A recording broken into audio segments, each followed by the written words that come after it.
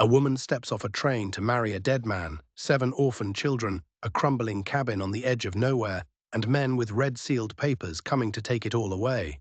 This is the story of Mara Dwire, a widow who never had a husband, a mother who never gave birth, and a fighter who refused to let the prairie swallow the innocent whole. Stay with me until the end and comment below what city you're watching from. I want to see how far Mara's story travels across this world.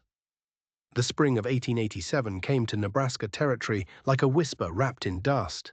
Gentle at first, then all-consuming.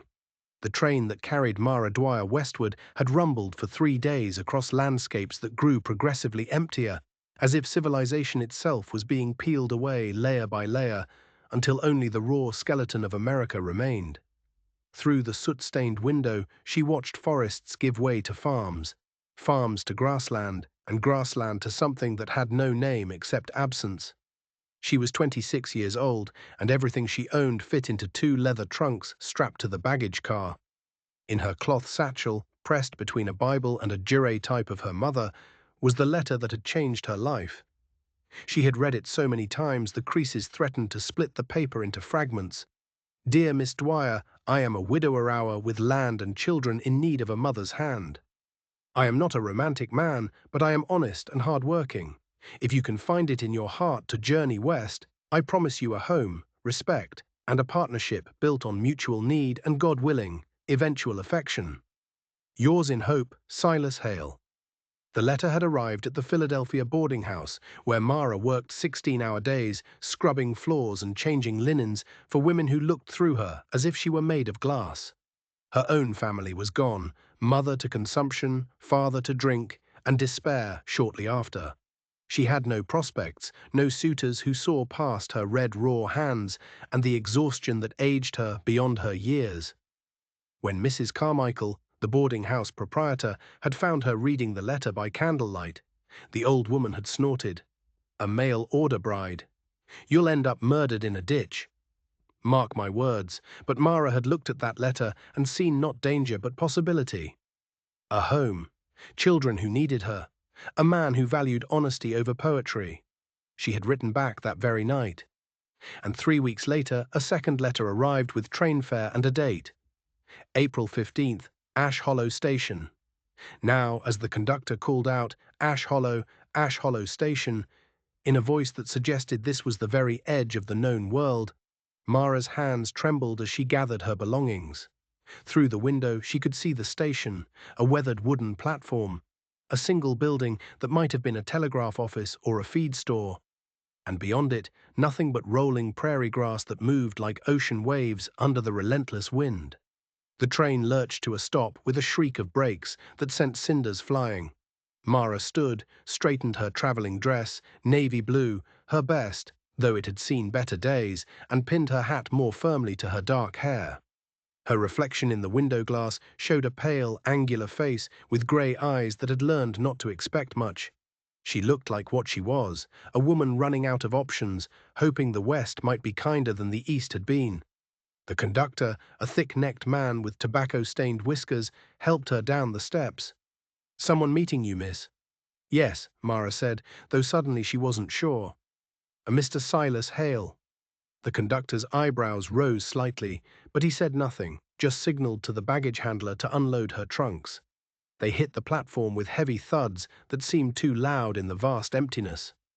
Around her, 3 other passengers disembarked, a traveling salesman with a sample case, and an elderly couple who were immediately swept into the arms of waiting family.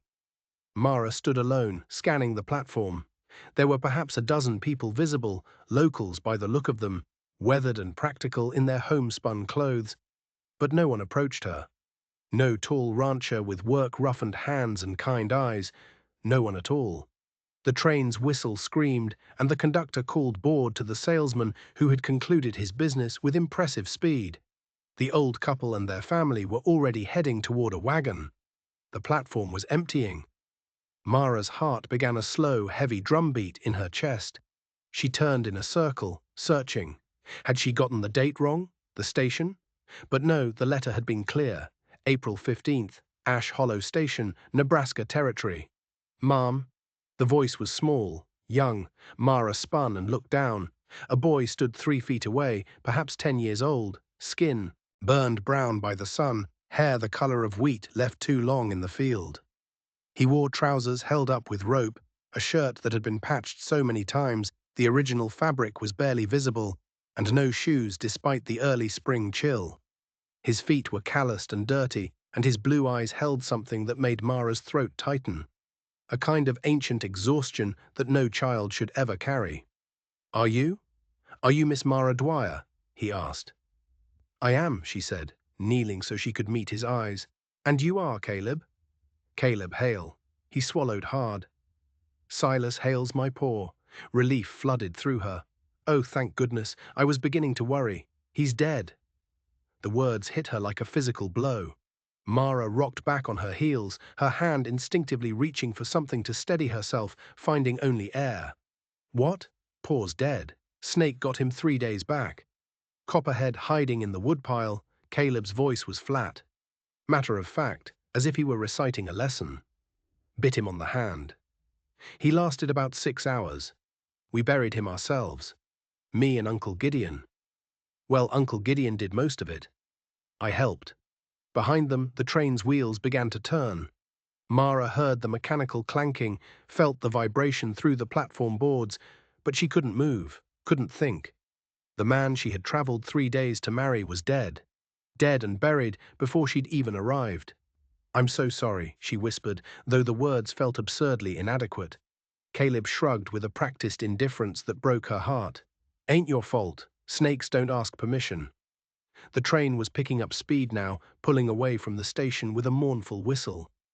Mara watched it go, watched her last connection to Philadelphia and everything familiar disappear into the prairie vastness. She was stranded here in a place called Ash Hollow, with a dead fiancé and a barefoot orphan boy who looked at her with eyes that expected nothing and hoped for less. She stopped, unsure what to say, what to do. She had 53 cents in her purse, no return ticket, no plan beyond marry Silas Hale and help raise his children. "We got 6 more back home," Caleb said, as if reading her thoughts. "And a baby. Ada's just 8 months, 7 children, 7 orphans if what this boy said was true." Mara felt the weight of it settle over her like a physical thing. "Your mother?" she asked gently. "Dead 2 years. Fever took her."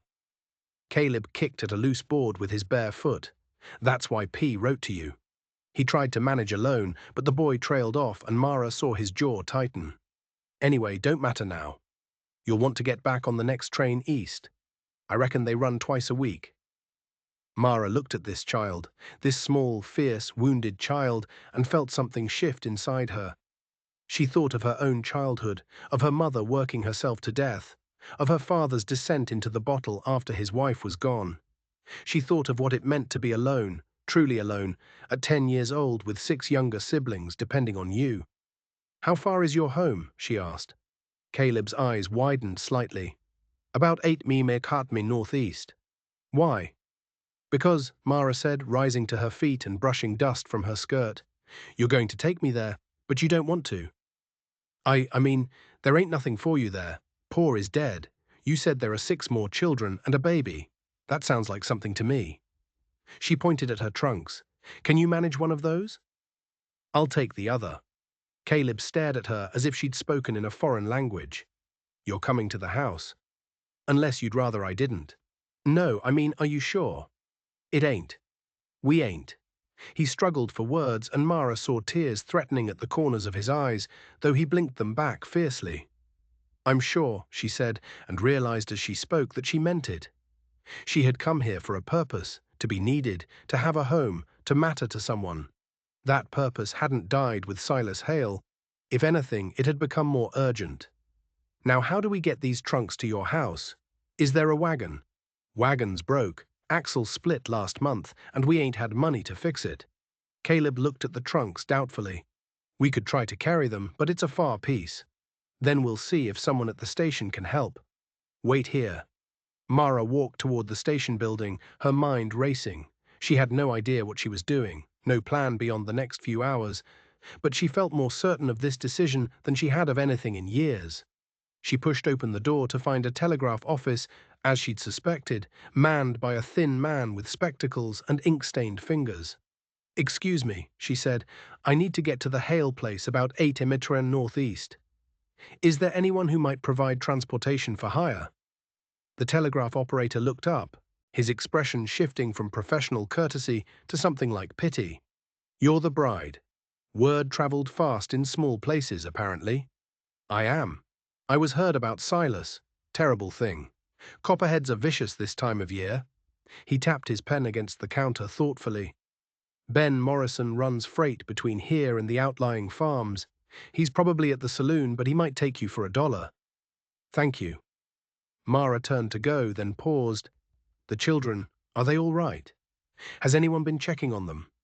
The operator shifted uncomfortably. "Well, Gideon's out there, Silas's brother. He'll see they don't starve, I reckon." "You reckon?" Ma heard the steel in her own voice. 7 children lost their father 3 days ago, and the town reckons someone might make sure they don't starve. "Now see here, Mrs. Pale," Mara interrupted, surprising herself, "and I'll be seen to those children myself. Good day." She left before he could respond, her face burning. She had no right to that name, no legal claim to it, but saying it had felt like drawing a line in the dust. "Here is where I stand." The saloon was easy to find. It was the only building with noise coming from it. Mara pushed through the door into a dim room that smelled of whiskey and unwashed men. Conversation stopped abruptly as every head turned toward her. She was painfully aware that respectable women didn't enter saloons, but she was past caring about respectability. "I'm looking for Ben Morrison," she said clearly. A burly man with a grey stree beard stood from a corner table. "That'd be me, and you'd be the mail-order bride. I need transportation to the Hale place. The telegraph operator said you might help." Morrison exchanged glances with the other men, and Mara saw something pass between them. Knowledge, pity, perhaps a bit of shame. "Heard about Silas," Morrison said. "Heard you came all the way from back east. That's a hard thing, miss. Arriving to find your intended already in the ground. Can you help me or not?" "I can pay. Keep your money," Morrison said, draining his glass and standing. "I'll take you. It's the least this town can do, considering we let those kids sit out there alone for 3 days." The other man had the grace to look uncomfortable. One muttered, "Gideon's with them." "Gideon's drunk half the time and angry the other half," Morrison said bluntly. He and Silas hadn't spoken in years before this. Can't expect him to suddenly turn nursemaid. He gestured toward the door. "Come on, miss, let's get you out there before dark." The ride to the Hale place was the longest 8 miles of Mara's life. Morrison's freight wagon was built for durability, not comfort, and every rut in the primitive road sent jolts through her spine. Caleb sat between them, silent and tense, while Mara's trunks rattled in the back. The landscape was hypnotic in its sameness: rolling prairie, patches of scrub oak, the occasional creek bed marked by a line of cottonwoods. The sky was impossibly large, a vast dome of blue that made Mara feel small and exposed. She had never known such emptiness. Even the poorest parts of Philadelphia had been full. Full of people, full of buildings, full of noise and life. This land was full only of itself. How long had Mr. Hale been alone with the children? She asked Morrison after a long silence. 2 years since Ruth died. She was a good woman. Ruth worked herself to death, if you ask me. 7 babies in 11 years. That's too much for any woman's body to bear. Morrison kept his eyes on the rutted track. Silas did his best, but a man can't be both father and mother. The older kids helped, but it was hard, real hard. What about neighbors? Surely someone nearest neighbor is the Johnsons about 4 miles south. They've got their own troubles. 6 kids of their own and barely scraping by. Folks out here help when they can, but everyone's stretched thin. Morrison glanced at her. "You're thinking of staying." "I don't know what I'm thinking," Mara admitted. "I just know I can't leave until I've at least seen them." "Fair enough." Morrison was quiet for a moment, then said, "You should know Gideon, Silas's brother. He's a complicated man. He and Silas had a falling out years back. Something about the land, the inheritance. Gideon took off, and they didn't speak for near about 8 years. He showed up the day Silas died, like he knew somehow. Is he dangerous?" "Dangerous? Nah, broken. Maybe." angry at the world, but he wouldn't hurt kids. Morrison paused. Can't say he's any good at taking care of them, though. They crested a low ridge, and Morrison pointed. There. Mara followed his gesture and felt her heart sink. The Hale cabin sat in a shallow valley, backed by a ridge of limestone that glowed gold in the afternoon sun.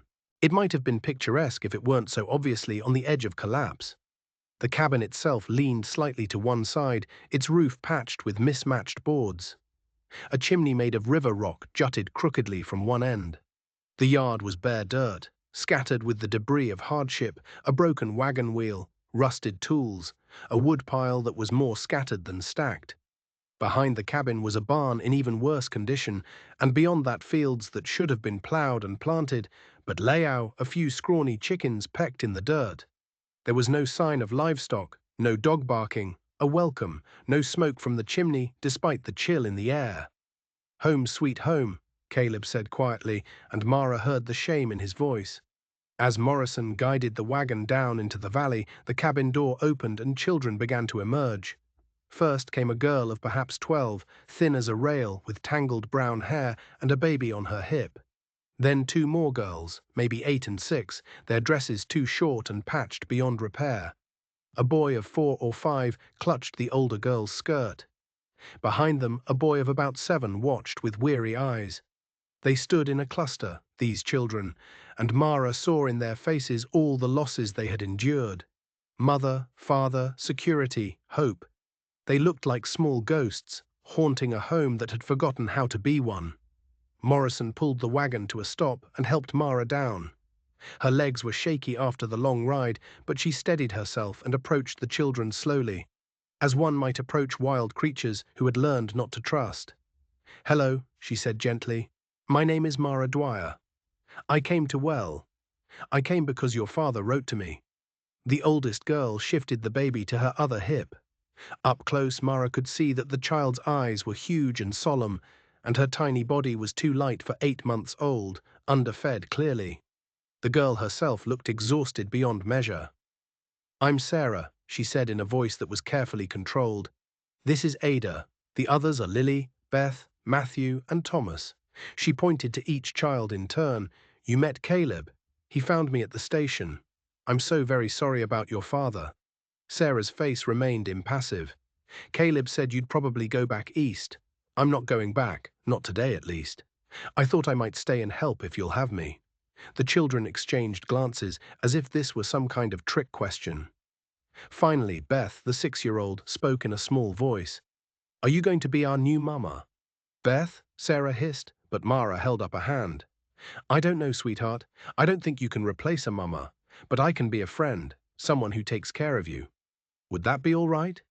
Beth nodded slowly, and Mara saw the faintest flicker of hope in her eyes. It was almost painful to witness. Morrison cleared his throat. "I'll unload your trunks, miss. Shall I put them inside?" "Please." "Thank you, Mr. Morrison." As Morrison wrestled her trunks from the wagon, Mara turned back to the children. "Is there an adult here?" Caleb mentioned an uncle. "Uncle Gideon's out back," Sarah said. He's digging the garden plot. P never got it turned this year, and Uncle Gideon says, if we don't plant soon, we won't eat come fall." Sarah's voice was clinical, factual, but her eyes betrayed her fear. She understood exactly how precarious their situation was. "I see. Well, I should introduce myself to him. Sarah, would you show me where he is?" Sarah nodded and handed the baby to Lily, who took Ada with practiced ease, despite being only 8 years old. Mara followed Sarah around the side of the cabin, past what had once been a kitchen garden, but was now just weeds and dead stalks from last year. Behind the cabin, a man was working a spade into the hard earth with a kind of focused violence. He was perhaps 40, tall and rangy, with dark hair shot through with silver. His shirt was off despite the cool air, and his back was corded with muscle and scars. He didn't look up as they approached. "Uncle Gideon," Sarah called, "someone's here." He stabbed the spade into the ground and straightened, turning to face them. His face was all hard angles and suspicion, with the same blue eyes as Caleb, but harder, older, full of things seen and survived. He looked at Mara with an expression that was neither welcoming nor hostile, just assessing. "You're the mail-order bride," he said. It wasn't a question. "I'm Mara Dwire and you're Gideon Hale." "I am." He wiped his hands on his trousers, though they stayed dirty. "My condolences on your loss." The words were formal, almost mocking. Mara bristled, but kept her voice level. "I never met your brother, Mr. Hale, so I can't claim to have lost him. But these children have, and that's what matters." Something flickered in Gideon's eyes, surprise perhaps, or respect. "Fair enough. What are you doing here?" "I came to marry your brother. Since that's no longer possible, I thought I'd see if I could be of use." "Use?" Gideon laughed, but there was no humor in it. "Lady, these kids need more than someone who's useful. They need food, clothes, medicine, and a miracle. You got any of those in those fancy trunks?" "No," Mara said evenly, "but I have a strong back, 2 hands, and more stubbornness than sense. That will have to do." They stared at each other for a long moment. Finally, Gideon nodded slowly. "All right then. Sarah, show Miss Dwire inside. Get her settled. I've got another hour of light to work with." He turned back to his digging, then paused and added without looking at them, "There's beans soaking in the pot. Someone should start a fire and cook them before the little ones start gnawing on the furniture." It was, Mara realized, both a dismissal and a kind of acceptance. Inside, the cabin was worse than she'd feared. It was a single large room with a sleeping loft accessible by a ladder. The floor was dirt, packed hard over the years, but still dirt. There was a stone fireplace with a crane for cooking, a rough hewn table with benches, and several pallets scattered around the walls for sleeping.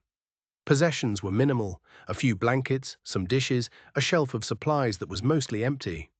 The windows were oiled paper, not glass, and torn in several places. But what struck Mara most was the smell. Not filth exactly, but the smell of grief, stale air, unwashed bodies, hopelessness given physical form. The children had been surviving, but barely. Morrison set her trunks down by the door. "Well, miss, I'll be heading back before dark. You sure about this?" "I'm sure," Mara said, though she wasn't sure of anything except that she couldn't leave these children. "All right then.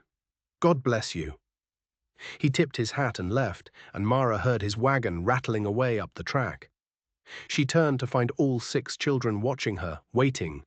Even Ada, balanced on Lily's hip, stared at her with solemn eyes. The silence stretched heavy with expectation and fear. Mara took a breath and rolled up her sleeves. "All right," she said briskly. "First things first, Sarah, show me where you keep the firewood. Caleb, those beans need to be cooked. Do you know how to build a fire? Beth and Matthew, I need you to find me a bucket and show me where the well is. Lily, you're doing fine with the baby. Just keep her happy. Thomas, would you help me move one of my trunks closer to the fireplace?"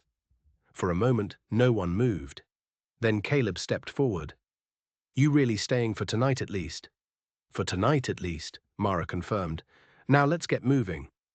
Those beans won't cook themselves, and I don't know about you, but I'm hungry enough to eat a horse." Thomas, the 7-year-old, giggled at that, a rusty sound as if he'd almost forgotten how. And suddenly the children were in motion, each moving to their assigned task. The cabin filled with purposeful activity, and Mara felt something she hadn't felt in years. Necessary.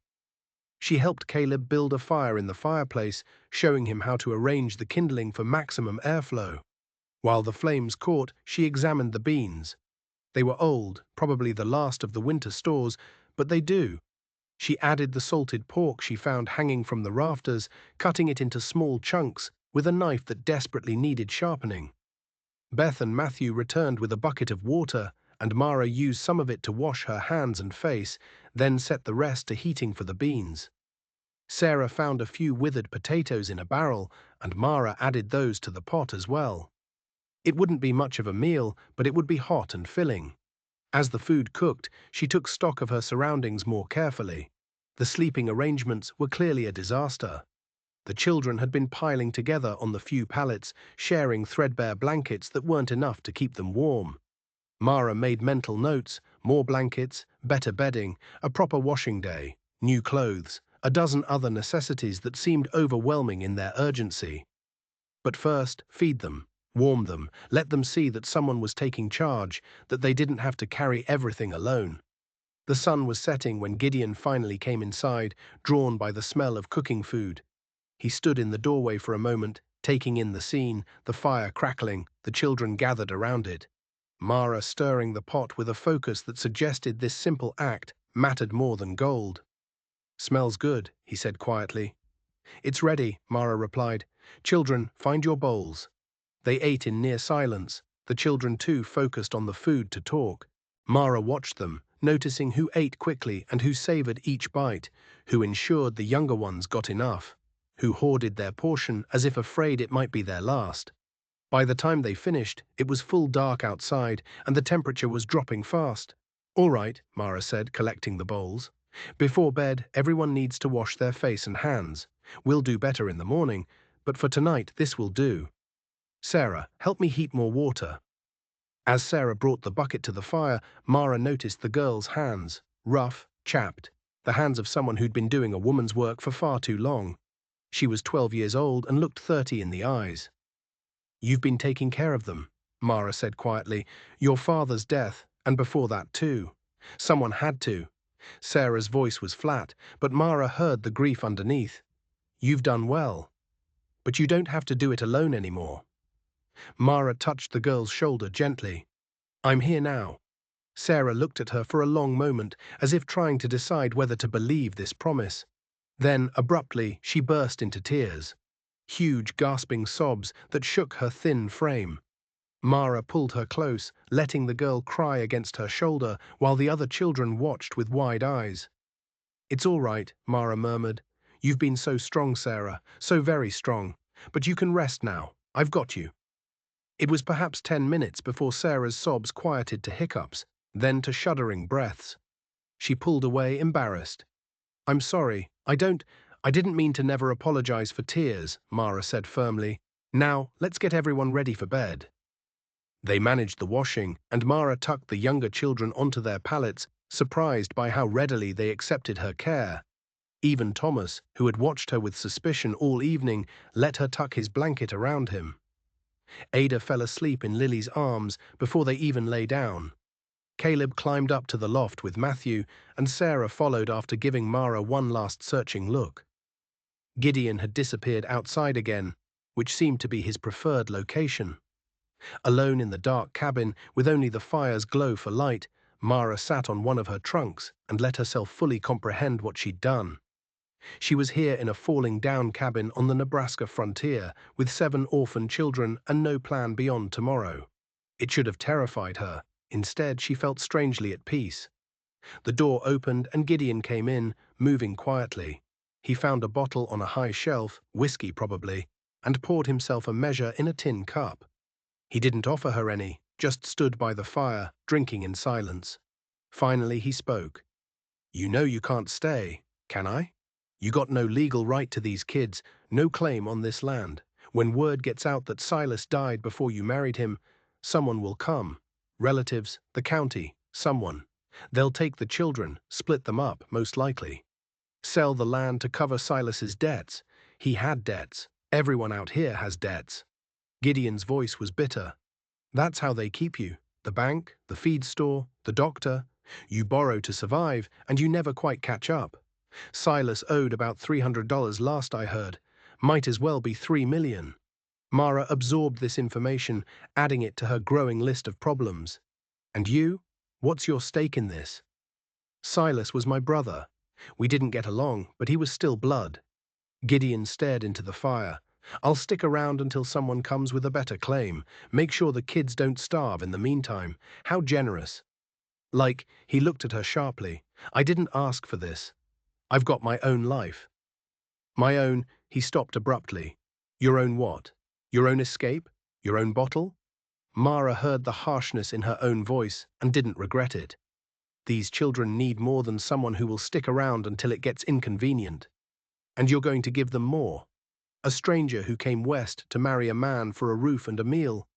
Gideon's words were cruel, but his eyes held something else. A challenge, perhaps, or a test. "Yes," Mara said simply, "because unlike you, I don't need blood or obligation to care about them. I just need to see what's right in front of me." They stared at each other across the firelight, and Mara saw the moment something shifted in Gideon's expression, a crack in his armor, a grudging acknowledgement. "You're either very brave or very stupid," he said finally. "Probably both." Mara stood and moved to the door, looking out at the dark prairie. "Mr. Hale, I didn't come here to fight with you. Those children have lost enough. If you're staying to help, then help. If you're staying to drink and dig gardens out of guilt, then at least stay out of my way." She didn't wait for his response, just went to make up her own pallet near the fire, using blankets from her trunk. The floor was hard and cold, but she'd slept in worse places. As she settled down, she heard Gideon move to the farthest corner of the cabin, where he had his own bedroll. In the loft above, someone, probably Sarah, was crying quietly, trying not to wake the others. Mara wanted to go up and comfort her, but she sensed the girl needed privacy for her grief. Tomorrow, Mara promised herself, tomorrow they would begin to rebuild what had been broken. She lay in the dark, listening to the cabin settle around her, the creak of wood, the whisper of wind through the cracks, the breathing of 7 children who had no one else. Above her, through the gaps in the roof, she could see stars. They were brighter here than they had ever been in Philadelphia, hard and cold and impossibly distant. Dwire closed her eyes and prayed. Not the formal prayers of her childhood, but something more desperate and honest. "I don't know what I'm doing. I don't know if I'm strong enough, but these children need someone, and I'm here. Please, let me be enough." The fire crackled and popped. The baby stirred and whimpered, then settled. Outside, a coyote called to the moon, its cry both lonely and defiant, a sound that seemed to say, "I am still here. I endure." And in the morning, when the sun rose red over the prairie, Dwire would still be here too, ready to face whatever came next. Because she had made a promise not to Silas Hale, not to herself, but to 7 children who had learned not to expect miracles. She would not let them down.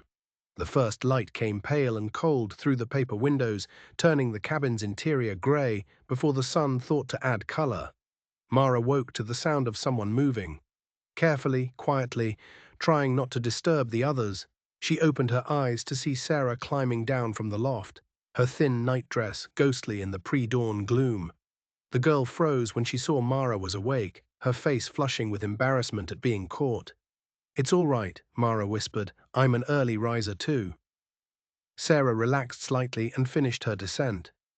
"I usually start the fire," she said, her voice barely audible. "Get water heating before the little ones wake up wanting breakfast. Then let's do it together." They worked in companionable silence, Sarah showing Mara where things were kept. The kindling box, the flint and steel, the bucket for carrying water. The routine was clearly well established, born of months of necessity. As flames caught and began to lick at the larger pieces of wood, Mara studied the girl's profile in the growing light. "How long have you been doing this alone?" she asked gently. Sarah kept her eyes on the fire. "Since Mama died, I was 10. P did what he could, but he had the fields, the animals, what was left of them. Someone had to mind the house and the babies." She said it without self-pity, just stating facts. It wasn't so bad when P was here. He'd help in the evenings, and he was good at making us laugh. But after the snake, her voice cracked slightly. "Uncle Gideon doesn't laugh much." "No," Mara agreed, glancing at the corner where Gideon had bedded down. He was already gone, his blanket folded with military precision. "He doesn't seem the type." "He's not mean, though," Sarah said quickly, defensive. "He's just sad, I think. Or angry. Maybe both." Before Mara could respond, a small voice called from the loft. "Sarah, I'm hungry."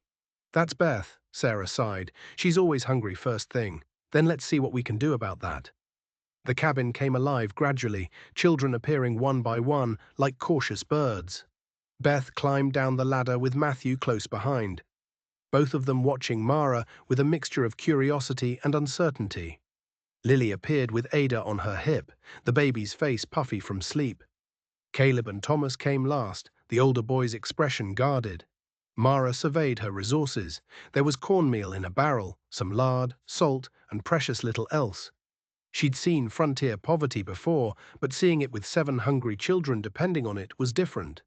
"We'll make Johnny cakes," she announced. Sarah, help me mix the batter. The rest of you, let's get faces washed and dressed. We've got a lot to do today. What are we doing? Matthew asked, his small face earnest.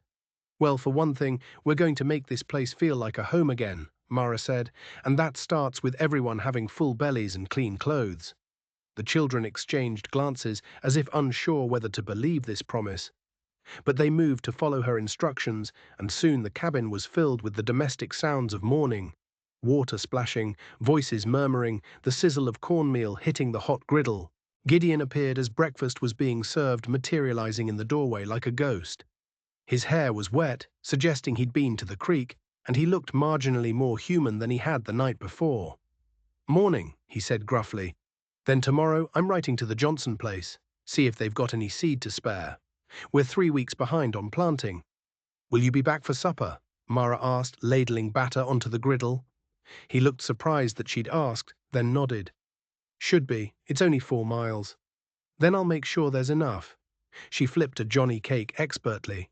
"Thank you, Mr. Hale, for helping." Something flickered across his face, surprise again, or perhaps discomfort with gratitude.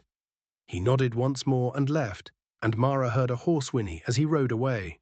"He doesn't eat breakfast," Caleb observed, watching through the door. "Says his stomach can't take it in the morning." "More likely his stomach can't take food when there's whiskey on offer," Sarah muttered, then looked stricken when she realized she'd spoken aloud. Mara pretended not to hear, focusing on feeding the children. They ate with desperate efficiency, and she made note of how quickly the food disappeared. She would need to be creative with meals, stretch everything as far as it would go. After breakfast, she organized the children like a general planning a campaign. Sarah would help her tackle the washing sheets, clothes, anything that could be cleaned needed to be cleaned. Caleb and Thomas would work on securing the chicken coop, which was falling apart, and letting the few remaining hens wander.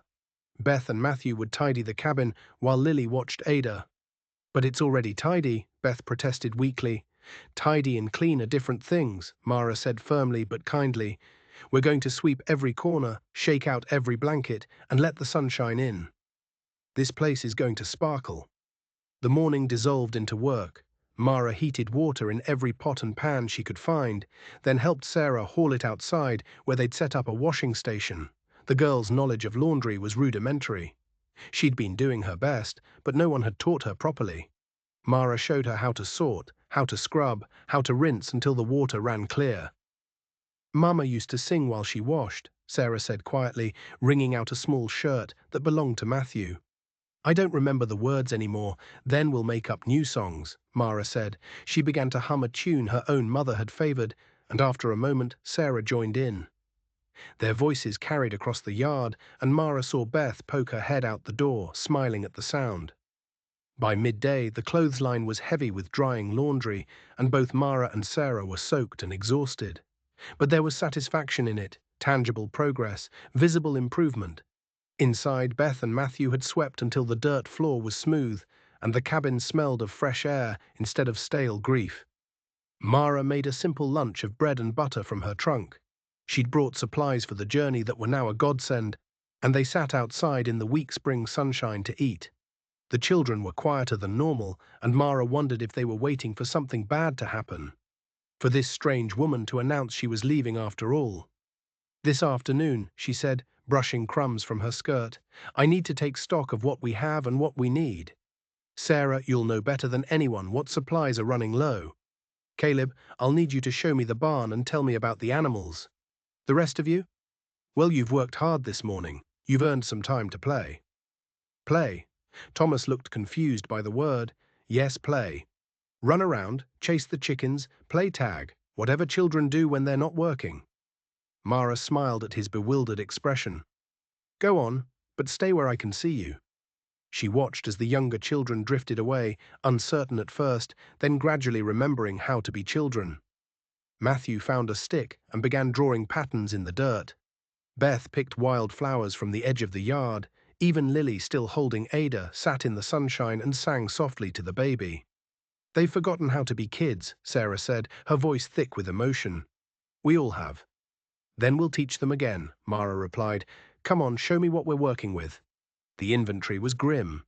In the cabin's small pantry, really, just shelves covered with a curtain.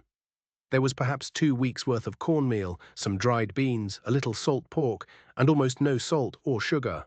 No coffee, no tea, no luxuries of any kind. The root cellar beneath the floor held a few shriveled potatoes and nothing else. The chickens give us eggs, Sarah explained when they're laying. But we lost most of the flock last winter. Fox got them. P kept meaning to fix the coop, but she trailed off. What about a cow? Milk would help, especially for Ada. We had one, Bessie, but Paul had to sell her last fall to pay the feed store bill. He said we'd get another come spring, but again, that unfinished sentence hanging with everything that would never happen now. In the barn, Caleb showed Mara their remaining assets. One aging horse named Buck, a handful of chickens, and a lot of empty stalls. We used to have pigs, he said, and more chickens. And Bessie and Paul was talking about getting sheep. He said wool would bring good money, but everything just kept slipping away. Mara ran her hand along a stall door, feeling the splinters catch. The barn needed repairs. The fields needed planting. The children needed clothes and shoes and 100 other things. The weight of it pressed down on her shoulders. Miss Mara, Caleb's voice was small. Are you going to leave? She looked at this boy who had lost so much and was bracing for more loss. No, Caleb, I'm not leaving. But how will we manage? Even with Uncle Gideon helping, I don't see how. We'll figure it out, Mara interrupted gently. One day at a time. Today we got clean clothes and a tidy house. Tomorrow we'll accomplish something else. Step by step we'll build something better. He wanted to believe her. She could see it in his eyes. But belief was hard when life had taught you to expect disappointment. That afternoon, while the younger children played and Sarah watched them, Mara opened her trunks properly for the first time. She had so little. Some clothes, a few books, her mother's Bible, the Jera type, but she also had needles and thread, fabric scraps saved for mending, a small sewing kit. She set these aside, already planning how to patch the children's clothes. At the bottom of one trunk, wrapped in cloth, was her mother's wedding ring. Mara held it up to the light, remembering her mother's hands, always working, always giving. She'd sold almost everything else to pay for her mother's burial and her father's debts. But this she'd kept. Pretty. Mara turned to find Beth standing behind her, eyes wide. It was my mother's, Mara explained, the only thing I have left of her. Our mama had a ring too, Beth said, but P buried her with it. He said she should take something beautiful with her. The little girl's face crumpled slightly. I miss her. I try to remember her face, but it gets harder. Mara pulled Beth into her lap, this small child who is trying so hard to be brave. I know, she whispered. I miss my mama too. But I think they'd want us to keep living, to keep finding beautiful things, don't you? Beth nodded against her shoulder. Do you think Pa's with mama now? I do. I think they're together, and they're watching over you, and they're proud of how strong you've been. They sat like that for a long time, woman and child, sharing their grief in the quiet afternoon. When Beth finally pulled away, she touched the ring gently. You should wear it, she said, so Mama and your mama can be friends. Mara's throat tightened. She slipped the ring onto her finger. It fit perfectly, as if it had been waiting for this moment. There, now they can both watch over all of us. Beth smiled, a real smile that lit up her whole face, and ran back outside to tell her siblings about the ring. Mara watched her go, feeling the weight of the simple gold band on her finger. It felt like a promise, or perhaps a blessing. Gideon returned as the sun was lowering, riding Buck, who looked exhausted from the round trip. He dismounted stiffly, and Mara saw him yabus as his feet hit the ground. Any luck? She called from where she was stirring a pot over the fire. Some? He led the horse to the barn, and when he returned, he carried a burlap sack. Johnson had seed corn to spare. Not much, but enough to plant a few acres if we work fast. He says he'll come help with the ploughing next week, if I help him with his barn roof come summer. That's good. That's very good. Mara ladled stew into a bowl. She'd used the last of the dried beans and some wild onions Sarah had shown her how to find. It wasn't much, but it was hot and filling. Sit, eat. Gideon took the bowl with a nod of thanks and sat on the bench outside, away from the chattering children inside. Mara let him be for a few minutes, then brought out her own bowl and sat beside him. "Thank you for going," she said. "I know you didn't have to. Someone has to plant," he said shortly. "Can't eat dirt." They ate in silence for a while. Then Gideon said, "You did good today. The place looks better, smells better too." It was the first compliment he'd offered, and Mara felt absurdly pleased. The children did most of the work, they just needed direction. Sarah's been trying to keep it together, but she's just a kid herself. Gideon stared at his bowl. Ruth, their mother, she was the glue that held everything together. When she died, it was like the whole structure started to collapse. Silas tried, but he stopped, jaw tight. "You loved her," Mara said quietly. "Your brother's wife." Gideon's head snapped up, his eyes dangerous. "What makes you say that?" "The way you say her name. The way you talk about what she meant to this family." Mara kept her voice gentle, non-judgmental. "I'm not accusing you of anything. I'm just observing." He was quiet for so long she thought he wouldn't answer. "Then Ruth was Silas's wife, and I never touched her. Never said a word out of line, but yes, I loved her. Everyone who knew her loved her. She was that kind of person. When Silas brought her home, he rubbed his face roughly. I left, went north, worked lumber camps, tried to outrun it. Came back years later, and they had a house full of kids, and Ruth was dying and Silas looked like a man drowning. I couldn't stay and watch it, so I left again. I've been leaving my whole life. But you came back when Silas died. I was in Ogallala working at the stockyards. A man came through who'd heard the news. I left that day, rode straight through." Gideon's voice was raw. "I don't know why. Guilt, maybe. Or because I finally couldn't run anymore." Mara absorbed this, understanding him better now. "The children need you. They need both of us. Whatever happened before, whatever you're carrying, it doesn't matter. What matters is right now these 7 children and whether we're going to help them survive. You make it sound simple. It is simple. Not easy, but simple." Mara stood collecting their bowls.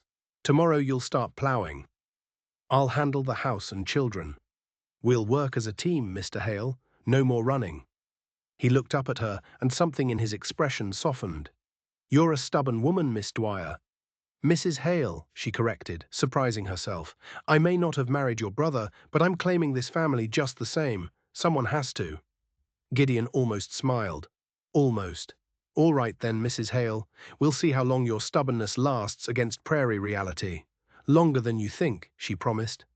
That night, after the children were asleep, Mara sat by the fire with Sarah's dress in her lap, mending the tears with careful stitches. Gideon was outside again, his preferred place apparently, and the cabin was peaceful in a way it hadn't been the night before. There was still grief here, still fear, but also something new. Hope. The dress was nearly finished when she heard crying, soft, muffled from somewhere outside. Mara set down her sewing and slipped out into the night. The crying was coming from behind the barn. She found Caleb there, sitting in the dirt with his knees pulled to his chest, trying desperately to cry quietly so no one would hear. "Caleb," she approached slowly. "Sweetheart, what's wrong?" "Nothing," he choked out. "I'm fine. Go back inside." "I don't think you are fine." Mara sat beside him in the dirt, not touching him, but present. "It's all right to be sad. It's all right to cry." "I can't," he said fiercely. "I have to be strong for Sarah and the little ones. If I break down, they'll break down and everything will fall apart." Oh, Caleb. Mara's heart ached for this boy who was trying so hard to be a man. "That's too much to carry alone. You're 10 years old. You shouldn't have to be strong every minute of every day." "But P said before he died, he said I was the man of the family now. He said I had to take care of everyone." "He shouldn't have said that," Mara said gently. "Not because you're not capable, but because it's not fair. You're a child, Caleb. You should get to be a child. But who will take care of them if I don't?" "I will, and Uncle Gideon will help, and Sarah will do her part because she's amazing and brave. But you don't have to carry it all." Mara opened her arms. "Come here." For a moment he resisted, his thin body stiff with the effort of holding everything in. Then, like a dam breaking, he collapsed against her and sobbed. great wrenching sobs that shook his whole body. Mara held him tight, rocking slightly, murmuring wordless comfort while he released the grief and fear and overwhelming responsibility he'd been carrying. "I miss him," Caleb wept. "I miss P so much, and Mama, and I'm scared. I'm so scared we'll lose the house, and they'll split us up, and I'll never see Ada or Beth or any of them again. Listen to me." Mara cupped his face, making him meet her eyes. "I promise you, I will fight with everything I have to keep this family together. Do you hear me? You're not going to lose each other. Not if I have anything to say about it. But you're just one person. What if the law comes? What if the bank comes? Then we'll face them together. All of us." Mara wiped his tears with her thumbs. "You're not alone anymore, Caleb. None of you are. I know I'm a stranger, and I know you have no reason to trust me yet. But I'm asking you to try. Can you do that?" He nodded slowly, exhausted from crying. "Why?" he whispered. "Why do you care so much? We're not your kids." "Maybe not by blood," Mara said, "but family is more than blood. Family is who you choose to love, who you choose to fight for, and I choose you, all 7 of you." Caleb buried his face in her shoulder again, but this time the tears were quieter, almost peaceful. They sat like that under the stars until his breathing evened out, and she realized he'd fallen asleep, emotionally exhausted. Gideon appeared from the shadows, materializing so quietly she hadn't heard him approach. "I'll carry him in," he said softly. He lifted the boy with surprising gentleness and carried him inside, laying him on his pallet without waking him. When he returned, he found Mara still sitting in the dirt behind the barn. "You heard?" she asked. "Most of it." Gideon sat down beside her, not quite touching, but closer than he'd been before. Silas shouldn't have put that on him. The boy's already carrying too much. He was dying. People say things when they're dying. Doesn't make it right. Gideon was quiet for a moment. "You meant what you said about fighting to keep them together. Every word. You know the odds are against us. Silas owed money to half the territory. The county could decide these kids need to be in an orphanage or farmed out to different families. You got no legal standing. You're not their mother, not their stepmother, not even officially a guardian. Then I'll get legal standing. I'll adopt them if I have to. A single woman adopting 7 children. They'll laugh you out of the courthouse. Then I'll make them listen." Mara's voice with steel. "I didn't come all this way to watch 7 children get scattered to the wind because adults can't figure out how to do the right thing." Gideon studied her in the moonlight. "You're serious?" "As death." He shook his head slowly, something like admiration in his eyes. "You're either going to save them or break your heart trying." "Probably both," Mara admitted. "But I have to try." They sat in companionable silence for a while, listening to the night sounds, crickets, a distant coyote, the wind in the grass. Finally, Gideon spoke again. "I'll help however I can. I won't run this time." "Thank you," Mara said simply. "Don't thank me yet. We got a long road ahead." "I know, but at least we're walking it together." The next morning brought a new rhythm. Gideon left early to start ploughing the southern field, taking Buck and the old plough. Mara organized the children for their daily tasks, but this time with more laughter and less desperation. Beth sang while she swept. Matthew helped Caleb with the chickens and seemed proud of his work. Even Thomas, the quietest of them, smiled when Mara praised his efforts. Sarah was the revelation. Released from carrying the entire burden alone, she blossomed. She taught Mara songs her mother had taught her, showed her which wild plants were edible, demonstrated how to make soap from lye and fat. The girl was a wealth of frontier knowledge, and Mara made mental notes of everything, determined to become as competent as these children who'd been forced to grow up too fast. By midweek, they'd fallen into patterns that felt almost normal. Mornings were for essential chores: water hauling, fire tending, cooking, animal care. Afternoons, Mara insisted on lessons. She had the children practice reading from her Bible and doing arithmetic with sticks and stones. Sarah could already read fairly well, having been taught by her mother, but the younger ones needed help. Even Ada would sit contentedly in Mara's lap during lesson time, babbling along as if she understood. "Why do we need to read?" Thomas asked one afternoon, struggling with a simple passage. Because reading opens doors, Mara said. Because the world is bigger than this valley, and words are how we understand it. Because your mother wanted you to have educations, and we're going to honor that. How do you know what Mama wanted? Thomas challenged. Because every mother wants her children to have chances she didn't have. It's the most universal thing in the world. Mara softened her voice. And because Sarah told me. Your mama read to you every night when you were little, didn't she? Thomas nodded reluctantly. She knew all the best stories. Then let's learn to read so we can tell those stories to Ada when she's older. She never got to hear her mama's voice, but she can hear the stories through us. Something shifted in Thomas's face. Acceptance perhaps, or the beginning of trust. He bent over his book with renewed focus, and Mara felt a small victory. But not everything was victories. On Thursday, Lily developed a cough that worried Mara. The girl tried to hide it, not wanting to be a burden, but by evening she was feverish and struggling to breathe. Mara spent the night beside her, applying cool cloths and trying to remember every folk remedy her mother had known. Is she going to die? Beth whispered, clutching Mara's skirt. No, Mara said firmly, though she wasn't sure. She's going to be fine, but I need you to be very brave and help Sarah with breakfast tomorrow while I stay with Lily. Can you do that? Beth nodded, her little face solemn with responsibility. By morning, Lily's fever had broken, and though she was weak and pale, she was breathing easier. Mara nearly wept with relief. She hadn't realized how completely these children had wrapped themselves around her heart in less than a week. Gideon, who'd been watching the vigil from his corner, approached as Mara finally allowed herself to rest. You should sleep, he said gruffly. I'll watch her. I'm all right. You're exhausted. Sleep for a few hours. I'll wake you if anything changes. Mara wanted to argue, but her body betrayed her with a jaw-cracking yawn. Just a few hours. However long you need. Gideon sat down beside Lily's pallet. Go on, I've got this. Mara dozed fitfully on her own pallet, one ear always tuned to Lily's breathing. When she woke, the sun was high. She'd slept longer than intended. But Gideon was still there, and Lily was sleeping peacefully, color returning to her cheeks. Thank you, Mara said quietly. She's a fighter like her uncle. Gideon almost smiled. And apparently like you.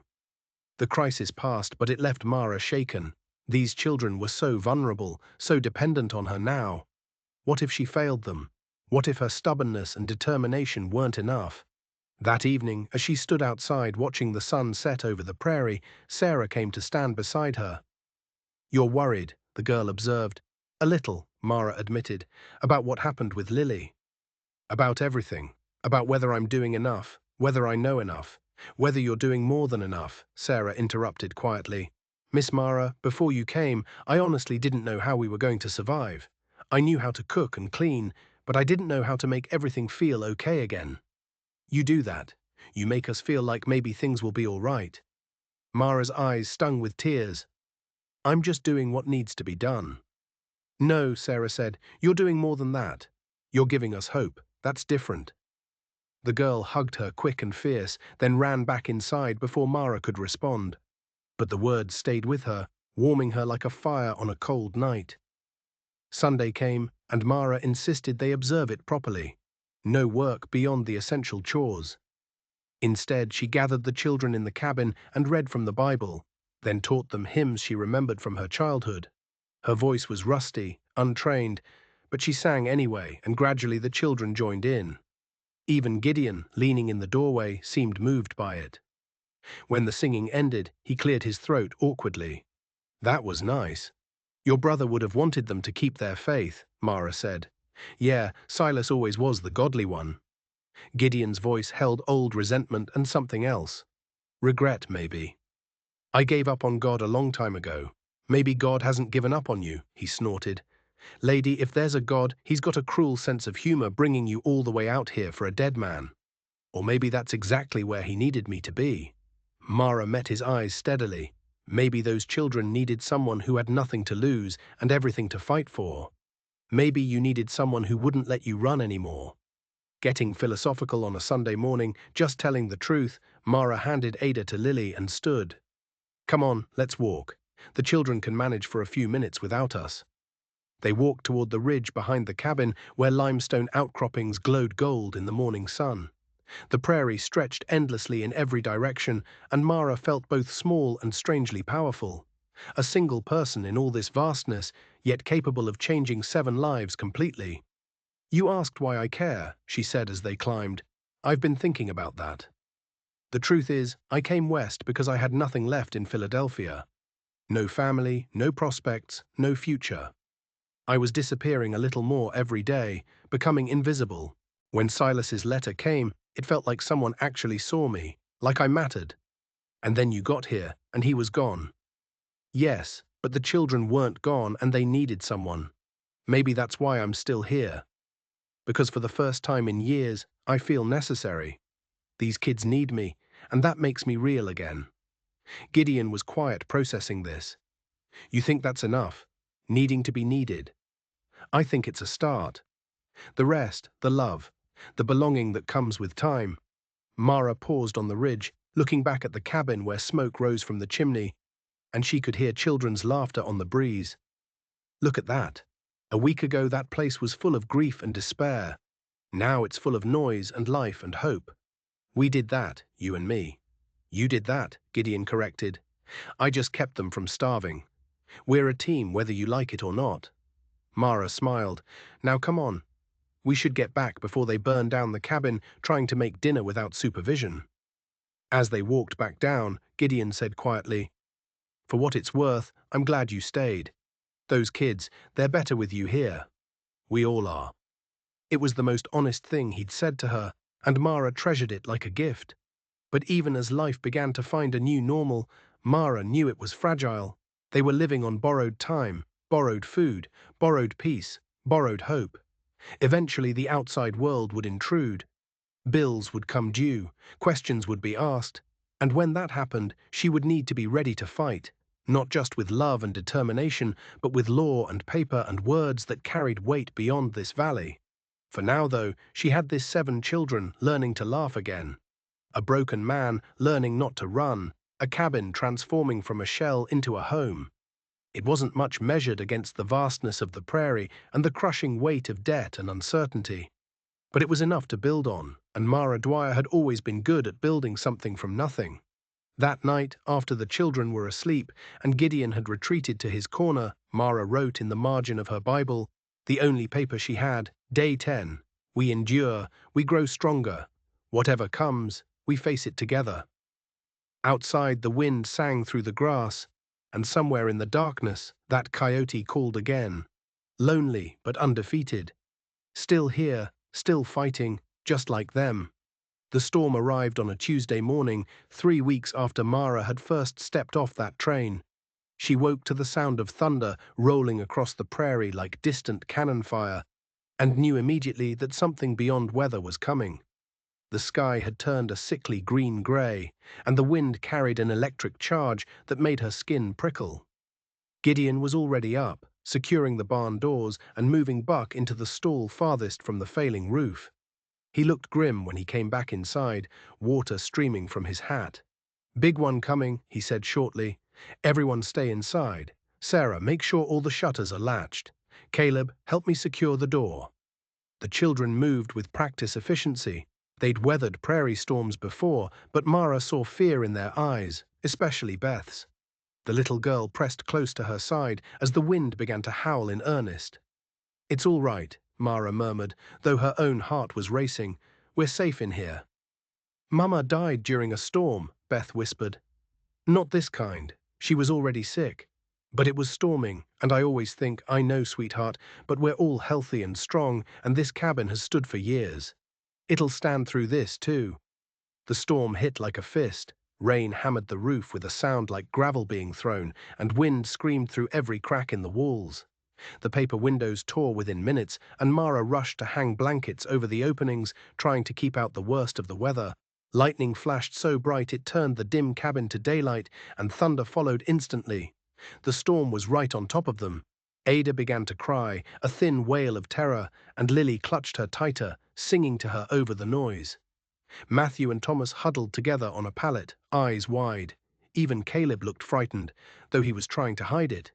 The storm raged for what felt like hours, but was probably only one. When it finally began to ease, moving east with the same violence it had brought, they emerged to survey the damage. Half the chicken coop was demolished. The clothesline Mara had strung so carefully was gone, along with the sheets that had been drying on it. The garden plot Gideon had worked so hard to prepare was a muddy morass, but the cabin still stood, and they were all alive. Could have been worse, Gideon said, surveying the wreckage. Could have been a twister. They were picking up debris when Mara heard it. The sound of a horse approaching at speed. She looked up to see a rider coming down the track, bent low over his mount's neck. As he drew closer, she recognized the horse. It was from the Johnson place, but this wasn't Mr. Johnson. The rider pulled up in the yard, breathless. He was perhaps 17, with Johnson's red hair and freckled face. "Mr. Hale," he called. Gideon stepped forward. "That's me. What's wrong? P sent me. Storm knocked a tree through our barn roof. We got 3 cows trapped inside, and P's afraid the whole structure is going to collapse. He's asking if you can come help. He needs every able man. Tell him I'll be there in 10 minutes. Gideon was already moving toward the barn to saddle Buck. The boy hesitated, looking at Mara and the children. P also said, "Mom, there's a man in town. Came in on yesterday's train. He's been asking questions about the Hale place, about Mr. Silas Hale's estate." Mara felt ice in her stomach. "What kind of questions?" "Don't know exactly. Pa said I should warn you. You don't trust the look of the fellow dressed too fancy carrying papers. P thinks he might be from the bank or the county or something." "Thank you for the warning," Mara said, keeping her voice steady despite the fear clawing at her chest. "Tell your father we appreciate it." The boy nodded and rode off. Gideon, leading Buck from the barn, met Mara's eyes across the muddy yard, and that look was everything they'd both been dreading. The outside world had found them. "I have to go help Johnson," Gideon said, "but I'll be back as soon as I can. Don't let anyone into the house while I'm gone, you hear me? Anyone comes with papers, you tell them they need to come back when I'm here." "I understand." Mara's voice was calmer than she felt. "Sarah," Gideon called, "you're in charge of the little ones. Caleb, you stay close to Miss Mara. If there's trouble, you run to Johnson's place fast as you can." The children nodded solemnly, understanding that something serious was happening, even if they didn't know what. Gideon mounted Buck and rode off at a gallop, leaving Mara standing in the muddy yard with 7 frightened children and a knot of dread in her gut. Inside, she said briskly, "We need to clean up from the storm and get this place in order." They worked in tense silence, everyone listening for the sound of an approaching rider. But the morning passed without incident. Then afternoon, Mara made lunch from their dwindling supplies and tried to act normal, tried to keep the children from sensing her fear. But Sarah, perceptive as always, drew her aside. "Someone's coming to take us away, aren't they?" the girl asked bluntly. Mara considered lying, then decided Sarah deserved the truth. "Someone's asking questions. That doesn't mean they'll take you, but it means we need to be prepared." "Prepared how?" "I don't know yet." Mara gripped Sarah's shoulders, "But I meant what I said. I won't let them split you up. Whatever happens, we fight to stay together. What if they say you don't have the right? You're not our mother. You're not even married to P. He died before you got here. Then I'll find a way to get the right." Mara's voice was fierce. "Laws are made by people, Sarah. And people can be convinced, persuaded, or if necessary, fought. I'm not giving up without a battle." Sarah's eyes filled with tears. "I'm scared. Me too, sweetheart. Me too." The knock came just before supper, when the light was fading and Mara was stirring a pot of thin soup over the fire. 3 sharp raps on the door that made everyone in the cabin freeze. Mara wiped her hands on her apron and moved to the door, her heart pounding. Through the crack, she could see a man on the porch, tall, thin, dressed in a dark suit that looked absurdly out of place on the prairie. He carried a leather satchel and wore spectacles that caught the last of the daylight. "Can I help you?" she called through the door. "Mrs. Hale?" His voice was cultured, Eastern, not unlike her own had been before. 3 weeks of frontier living had worn the polish off. "Who's asking?" "My name is Cornelius Blackwell. I'm a representative of the Midwest Agricultural Bank. I'm looking for Silas Hale or his legal representative." I was informed in town that this is the Hale residence. Mara's hands tightened on the doorframe. Mr. Hale is deceased. He passed 3 weeks ago. A pause. I see. And you are? Mara Hale. I was to marry Mr. Hale. I arrived the day after his death. I see, Blackwell repeated, and there was something in his tone that made Mara's skin crawl. A satisfied sort of curiosity, as if he'd just confirmed something he suspected. Mrs. Hale, I need to discuss Mr. Silas Hale's outstanding debts with whoever is currently managing the estate. Might I come in? Mr. Hale's brother is the executive. He's away at the moment helping a neighbor. You'll need to return when he's here. When might that be? I don't know. Could be tonight, could be tomorrow. Another pause. Mara could feel him assessing the situation, deciding his next move. Mrs. Hale, I understand this is a difficult time.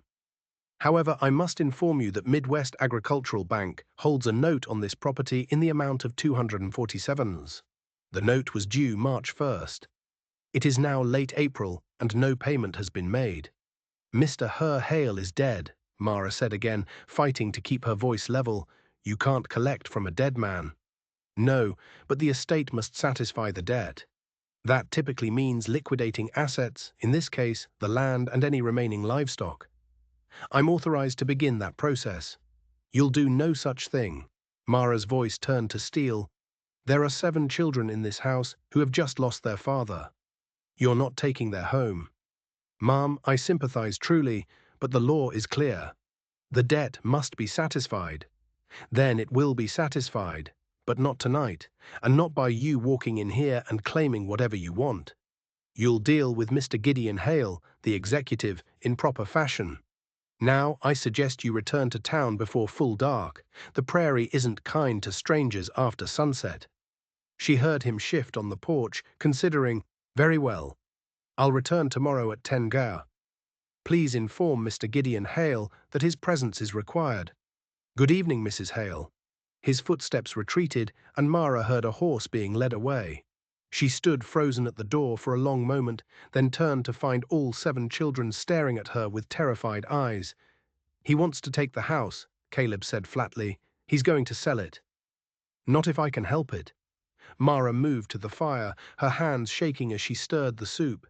Sarah, set the table, please. Everyone else, wash up for supper. We're not giving up yet. But as they ate, the children picking at their food, Ada fussing in Lily's arms, Mara's mind raced. $247 might as well have been $2,000. She had nothing. Gideon likely had nothing. Even if they could scrape together partial payment, the bank would still take the land. Unless an idea began to form, wild and desperate and probably illegal. But Mara had learned in her weeks here that frontier justice was different from city law. Out here, what mattered was what you could prove, what you could defend, and who your neighbors believed. When Gideon finally returned after dark, exhausted and muddy from helping repair the Johnson barn, Mara met him at the door. We need to talk, she said quietly. Outside. They walked a short distance from the cabin, far enough that the children couldn't hear. The night was clear after the storm, stars brilliant overhead, and Mara could see Gideon's face in the moonlight as she told him about Blackwell's visit. 247, Gideon repeated when she finished. Christ, that's more than I thought. Can you pay it? I've got maybe $30 to my name. You? Less than $1. They stood in silence, the impossibility of the situation settling over them like a weight. Finally, Gideon spoke. There's one thing we could do. It's not exactly legal. Tell me, Silas wrote to you, asked you to marry him. You came all this way in good faith. The fact that he died before you arrived, that's just bad timing. Gideon looked at her intently. What if we say you did marry him? What if we say you married him the day before he died? That you arrived early? Mara's breath caught. You want me to lie? I want those kids to keep their home. A widow has more rights than a stranger. A widow can inherit property, manage the estate, make decisions. A woman who never married the deceased has none of that. But there's no record, no marriage certificate. Silas was married by a circuit preacher out here. They don't always file paperwork promptly. Sometimes it takes months to make it to the courthouse. We could say the marriage happened, but the paperwork hasn't been filed yet. Gideon's voice was urgent. It's not perfect, but it might buy us time, might give you legal standing to negotiate with the bank. And when they ask for proof, we've got Silas's letter to you. We've got 7 children who will say they saw their father marry you. Kids can be coached to tell the right story. We've got neighbors who want to help.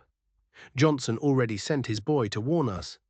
These prairie folk, they stick together against outsiders, especially against banks. Ma's mind spun. What Gideon was proposing was fraud. It was lying under oath if it came to that. It went against everything her mother had taught her about honesty and integrity. But her mother had never had to choose between morality and 7 hungry children. If we do this, she said slowly, we have to commit completely. One slip, one person who doesn't back the story, and it all falls apart. I know the children, they'd have to lie too. Can we ask that of them? They're already going to lose everything if we don't try. Gideon's face was hard. Sometimes survival requires compromises with the truth. Mara thought of Sarah's exhausted face, of Caleb crying behind the barn, of little Beth asking if she would be their new mama. She thought of Ada, who would never remember her real mother, but might grow up without any mother at all if they were split up and sent to different families or orphanages. All right, she said, we'll do it. But Gideon, if this goes wrong, if they discover what we've done, I'll take full responsibility. I won't let you or the children suffer for it. Like hell you will. We're in this together. He held out his hand. Partners. Mara took it, feeling the calluses, the strength in his grip. Partners. They walked back to the cabin where the children were waiting, anxiety written on every face. Gideon gathered them all close, even pulling Thomas and Matthew from their corner where they'd been pretending to play. Listen carefully, he said. What I'm about to tell you is very important, and I need you all to understand and agree before we go forward. 7 pairs of eyes fixed on him, solemn and scared. The man who came today, Mr. Blackwell, he wants to take the house and land because your father owed money to the bank. If he succeeds, you'll all be separated, sent to different families or to an orphanage. You'll lose each other. Beth whimpered and Sarah pulled her close. Caleb's face went white. But Gideon continued, there's a way to stop him. Miss Mara has rights if she was married to your father. So here's what we're going to do. We're going to tell everyone, Mr. Blackwell, anyone who asks, that your father married Miss Mara 2 days before he died, that she arrived early in time for the wedding. But that's not true, Thomas said, confused. She came after P died. I know, but sometimes the truth isn't enough to protect the people we love. Gideon's voice was gentle but firm. I'm asking you all to tell this story. Miss Mara arrived 3 days before your father died. They were married by the circuit preacher who was passing through. You all witnessed it. It was a simple ceremony right here in the cabin. Do you understand? You want us to lie, Caleb said slowly. I want you to protect your family, Gideon corrected. There's a difference. Sarah spoke up, her voice steady. If we tell this story, if we all agree to it, then Miss Mara can stay legally and we can keep the house. It's not guaranteed, Mara interjected. There's still the debt, but it gives us a chance. It gives me the legal right to fight for you. Then we do it, Sarah said immediately. Whatever we have to do, we stay together. But it means lying, Thomas persisted. Mama always said lying was wrong. Mara knelt before him, taking his small hands and hers. Your mama was right. Lying is usually wrong. But sometimes, Thomas, there are situations where the bigger wrong is letting bad things happen when you could prevent them. The law says I have no right to you because I never married your father. But my heart says differently. My heart says you're my children now, and I'll do anything, including bend the truth, to keep you safe. Thomas searched her face, processing this moral complexity with the seriousness of a much older child. Finally, he nodded. Okay, I'll say you married P. I'll say I was there. One by one, the other children agreed. Even little Beth, who barely understood what they were planning, nodded solemnly. Ada gurgled in Lily's arms, oblivious to the conspiracy being formed around her. We need to get the story straight, Gideon said. Details matter. Sarah, you're the oldest. You'll need to describe the ceremony convincingly. They spent the next hour crafting the lie, weaving it together like a quilt, each person adding their piece until it formed a coherent whole. The circuit preacher's name was Reverend Thomas Mitchell, a real man who did travel through occasionally. The ceremony had been in the evening, right here by the fireplace. Mara had worn her blue traveling dress. Silas had been weak but happy. The children had all been present. It had been simple but meaningful. They practiced the story until even the younger children could tell it without hesitation. Gideon played the role of interrogator, asking questions from different angles, trying to trip them up. Gradually, the lie began to feel almost real. An alternative history that might have been true in a different world where snakes didn't hide in woodpiles and trains arrived on time. When they finally let the exhausted children go to bed, Mara felt ill with what they'd done.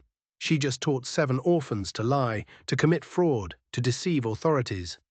What kind of mother, false or otherwise, did that make her? "Stop," Gideon said, reading her expression. "You're doing what has to be done. No more, no less. My mother would be ashamed of me. Your mother isn't here. These children are, and they need you more than they need your clear conscience." His words were harsh, but his eyes were sympathetic. "I know it's not what you wanted, but life rarely is. What if it doesn't work? What if Blackwell sees through it? Then we improvise, but we don't give up." Gideon moved toward his corner, then paused. "For what it's worth, I think Silas would approve. He loved those kids more than anything. If lying keeps them together, he'd call it a worthy sin." Mara wasn't sure about theology of worthy sins, but she understood what Gideon meant. Love sometimes required compromise with perfection. Protecting the innocent sometimes meant bending the rules meant to protect them. She lay awake long into the night, staring at the ceiling, rehearsing the lie until it was smooth as truth. Somewhere in the loft, she could hear one of the children shifting restlessly. Tomorrow, Cornelius Blackwell would return, and they would test their story against a man whose job was to see through deception. She touched the ring on her finger, her mother's ring, which she'd been wearing for weeks now. In the darkness, she whispered an apology to her mother's memory, then a prayer for forgiveness. Finally, she whispered a promise to the children sleeping around her. Whatever it took, whatever she had to do, she would not let them be torn apart. When morning came, grey and cool, Mara rose before the children and prepared herself with unusual care. She put on her best dress, pinned her hair neatly, and studied herself in the small mirror she'd brought from Philadelphia. She needed to look like a widow, feel like a widow, be a widow in every way that mattered. The children woke to the smell of cornmeal mush. Breakfast cooked with the last of their supplies, and the tension in the cabin was palpable. They ate in near silence, everyone listening for the sound of an approaching horse. At precisely 10 gras, the knock came. Gideon answered this time, opening the door to reveal Cornelius Blackwell, looking no less out of place in daylight than he had the evening before. Behind him stood another man, older, heavy-set, with the kind of face that suggested he'd spent his life saying no to desperate people. "Mr. Gideon Hale?" Blackwell asked. "That's right. I'm Cornelius Blackwell, representing Midwest Agricultural Bank. This is Mr. Horace Turnbull, the county clerk. We've come to discuss the matter of the outstanding note on this property." "Come in." Then Gideon stepped back, allowing both men to enter. They stood in the cabin center, surveying the space with expressions that mixed pity and professional detachment. The children were arrayed around Mara like a defensive wall, Sarah holding Ada, Beth clutching Mara's skirt, the boy standing rigid with tension. "Mr. Hale," Blackwell began, opening his satchel and removing papers. "As I informed Mrs. Hale yesterday, your late brother owed the bank $247 due March 1st. The note is now significantly overdue. The bank is prepared to foreclose on the property to satisfy the debt." "We're aware of the debt," Gideon said evenly. "But my brother had dependent, 7 children, and a widow. Surely some accommodation can be made." "A widow?" Blackwell's eyebrows rose. "I was informed that Silas Hale died unmarried. You were informed incorrectly." Mara stepped forward, her voice steady despite her racing heart. "Mr. Hale and I were married 2 days before his death. I am his legal widow." Blackwell and Turnbull exchanged glances. The clerk pulled out a ledger, flipping through pages. "I have no record of a marriage license or certificate filed for Silas Hale. The circuit preacher who performed the ceremony hasn't filed the paperwork yet," Mara explained, keeping her voice calm. As you gentlemen surely know, paperwork from circuit preachers can take months to make its way to the courthouse, but I assure you the marriage was legal and binding. I see. Blackwell's tone suggested he saw quite clearly that something was amiss. And the name of this preacher, Reverend Thomas Mitchell, Gideon supplied, comes through every few months, Methodist Circuit. H. Turnbull made a note in his ledger. And you have witnesses to this ceremony? 7 of them?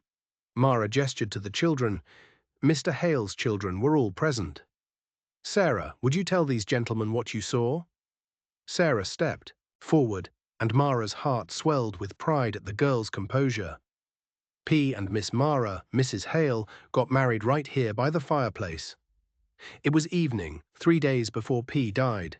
Reverend Mitchell said the words, and they held hands, and P. kissed her after. We all watched. I wore my blue dress, Mara added, the same one I'd travelled in. We didn't have time for anything fancy. Mr. Hale was already weakening from the snake bite. Blackwell's eyes narrowed. I was told Mr. Hale died from a snake bite received 3 days before Mrs. Hale's arrival. You were told wrong, Caleb spoke up, his young voice firm. Miss Mara, I mean our stepmother, she got here in time. She took care of Paul those last days. She was with him when he died. This was the dangerous part, the details they'd added to make the story more believable, but which also gave Blackwell more opportunities to find inconsistencies. This is all very convenient, Blackwell said dryly. A marriage with no filed paperwork, witnessed only by children occurring just days before death. Forgive my skepticism, but it sounds remarkably designed to give Mrs. Hale legal standing she wouldn't otherwise possess. Are you calling my stepmother a liar? Caleb's face flushed with anger. Real anger, Mara realized, not performed. The boy had convinced himself of the truth of their story. I'm suggesting that the timing is suspicious. Blackwell turned to Turnbull. Without a filed marriage certificate, can we consider this woman a legal widow? The clerk pursed his lips thoughtfully. If there are multiple witnesses to a ceremony performed by an ordained minister, the marriage would be considered valid even without filed paperwork. The paperwork is administrative, not constitutive. But we only have the testimony of interested parties, the supposed widow and the children who would benefit from her legal standing. And mine. Gideon's voice cut through the tension. I witnessed it too. Silas asked me to stand up with him. I heard him speak his vows. You're also an interested party, Mr. Hale. You're the executive of the estate. Then ride out to the Johnson place, 4 mi south, Gideon suggested. Ask John Johnson and his wife. They stopped by the next day, brought food. They congratulated Silas on his marriage. This was a gamble. They hadn't had time to coordinate with the Johnsons, but Gideon was betting that prairie loyalty would triumph over strict adherence to truth, and from what Mara had seen, it was a reasonable bet. Blackwell and Turnbull consulted in low voices. Finally, Turnbull spoke.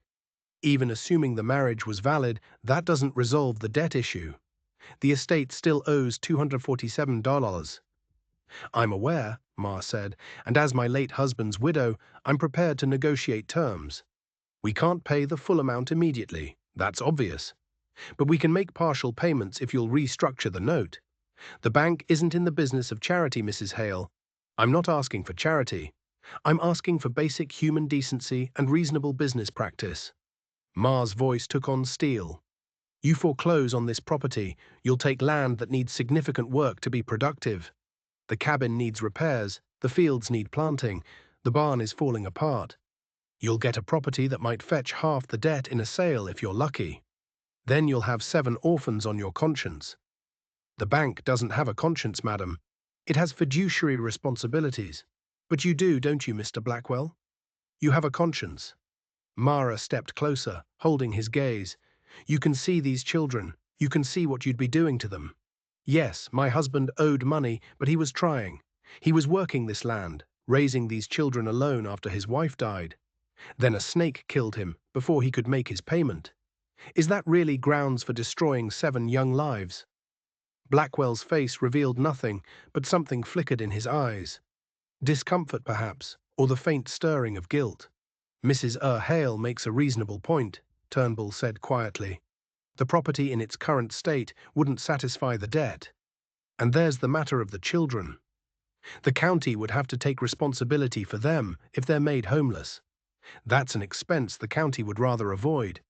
Are you suggesting the county pressure the bank to show leniency? Blackwell's tone was sharp. I'm suggesting everyone's interests might be better served by restructuring rather than foreclosure. Turnbull closed his ledger. Give Mrs. Hale a year. Let her work the land.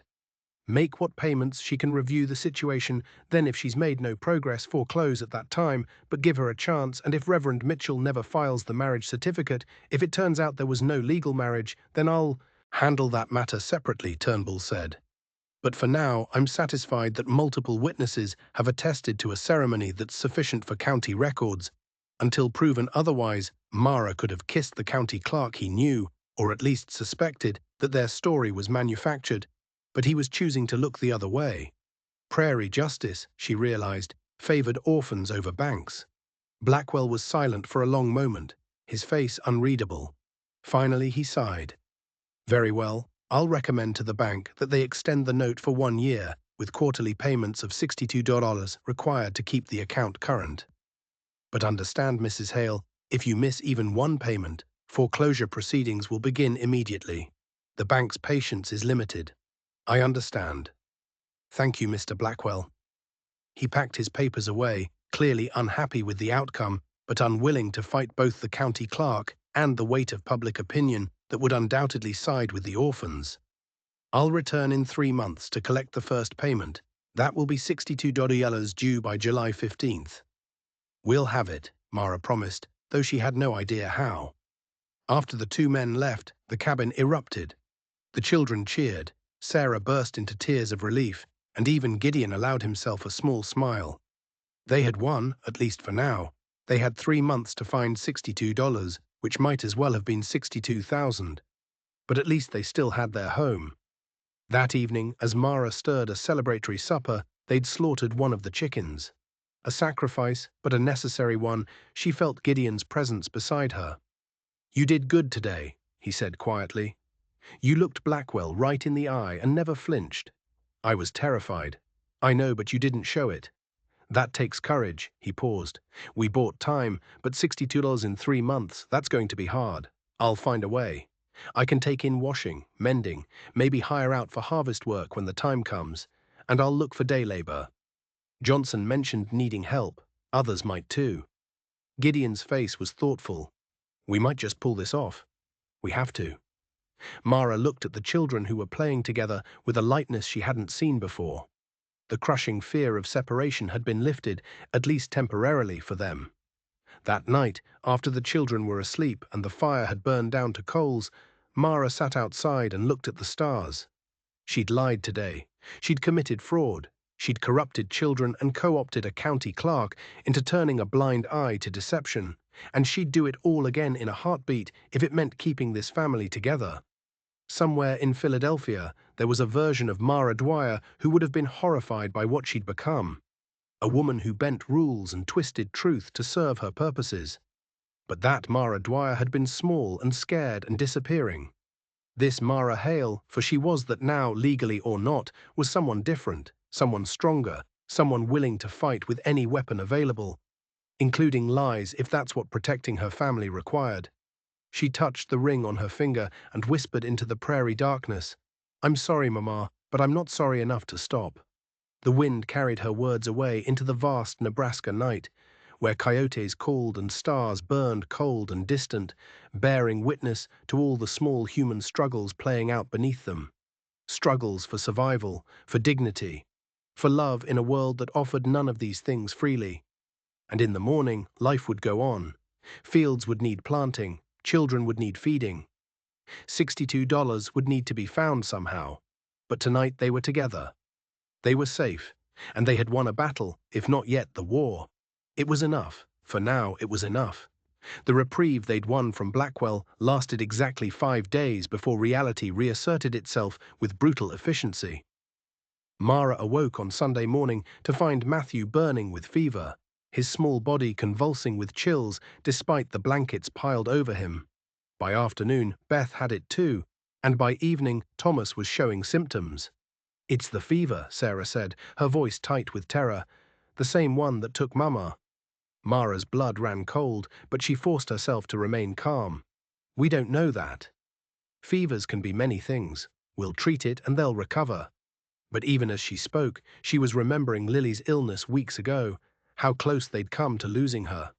And this seemed worse. The children's temperatures climbed higher, their breathing grew labored, and red spots began appearing on their skin. Scarlet fever, Gideon said grimly when he saw the rash. Christ, we need a doctor. The nearest doctor is in North Platte, 20 minutes away, Sarah said, and even if we could get him here, we can't afford to pay him. I'll ride for him anyway. Gideon was already moving toward the door. Stay here, keep them cool, force water if you can. I'll be back with help. He was gone before Mara could protest, leaving her alone with 7 children, 3 of them desperately ill.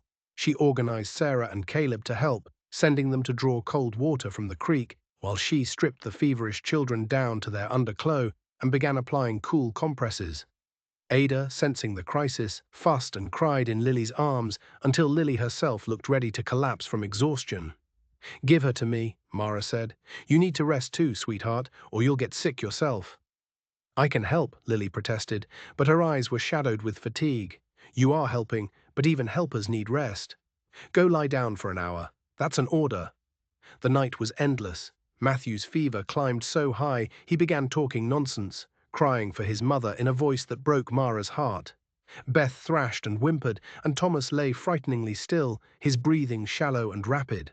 Mara moved between them like a ghost, applying fresh compresses, dribbling water between cracked lips, praying with every breath that they would survive until Gideon returned with the doctor. Sarah worked beside her without complaint, though tears streamed down her face whenever she thought Mara wasn't looking. Caleb sat with Matthew, holding his little brother's hand and talking to him in a low, steady voice about fishing trips and adventures they'd have when he was better. Dawn came grey and cold, and the children were no better. If anything, Matthew seemed worse. His fever had spiked again, and the rash had spread across his entire body. Mara was changing his compress for what felt like the 1000th time when she heard horses approaching at speed. Gideon burst through the door, followed by a man carrying a medical bag. The doctor was perhaps 60, with silver hair and tired eyes that had seen too much suffering. He took one look at the sick children and began issuing orders. Boil water. I need clean cloths. How long have they been like this? Since yesterday morning for Matthew, Mara said, moving to comply. The others developed symptoms through the day. The doctor examined each child with efficient thoroughness, checking pupils, listening to breathing, studying the rash. His face revealed nothing, but Mara saw his jaw tighten when he checked Matthew. It's scarlet fever as suspected, he said finally. The good news is you've been doing the right things, keeping them cool, forcing fluids. The bad news is this is going to get worse before it gets better. How much worse? Sarah asked, her voice barely audible. The next 48 hours are critical. If they survive that, they'll likely recover. But scarlet fever is deadly, especially in children. I won't lie to you, we could lose 1 or more of them. The words hung in the air like a death sentence. Mara felt her knees go weak, but she forced herself to stay upright, to stay strong. What do we do? Exactly what you've been doing. Keep the fever down. Force fluids, water, thin broth, anything they'll take. Watch for signs of breathing difficulty. I have some willow bark that will help with the fever and lod them if the pain becomes too severe. He began unpacking his bag. I'll stay for a few hours, get them stabilized, but I have other patients. There's an outbreak in the county. I'll come back tomorrow if I can, but you may be on your own. How much do we owe you? Gideon asked. We'll settle up when the crisis has passed. Right now, let's focus on keeping these children alive. For the next 3 days, the cabin became a hospital. The doctor returned twice, each time looking more haggarded. As the outbreak spread through the county, Mara and Sarah took turns sleeping in shifts of 2 hours, never leaving the sick children unattended. Gideon rode to the Johnson place and returned with soup and bread that Mrs. Johnson had sent, along with an offer to take the healthy children if it would help. No, Mara said firmly, we stay together. That's the whole point of everything we've done. But by the 3rd night, she was beginning to wonder if they'd sacrifice truth only to have death claim them anyway. Matthew was delirious, calling for his dead mother. Beth's breathing had become a terrible rattle. Thomas lay so still that Mara had to put her hand on his chest repeatedly just to confirm he was still breathing. She was kneeling beside Matthew's pallet, praying with a desperation that bordered on rage when Sarah touched her shoulder. "Miss Mara, you need to rest. You haven't slept in almost 24 hours. I can't. What if you collapse and we lose you too?" Sarah's voice was fierce. "We need you healthy. Please, just 2 hours. I'll wake you if anything changes." Too exhausted to argue, Mara stumbled to her own pallet and fell into sleep so deep it felt like drowning. She woke to Sarah shaking her shoulder, terror in the girl's eyes, and for one horrible moment thought the worst had happened.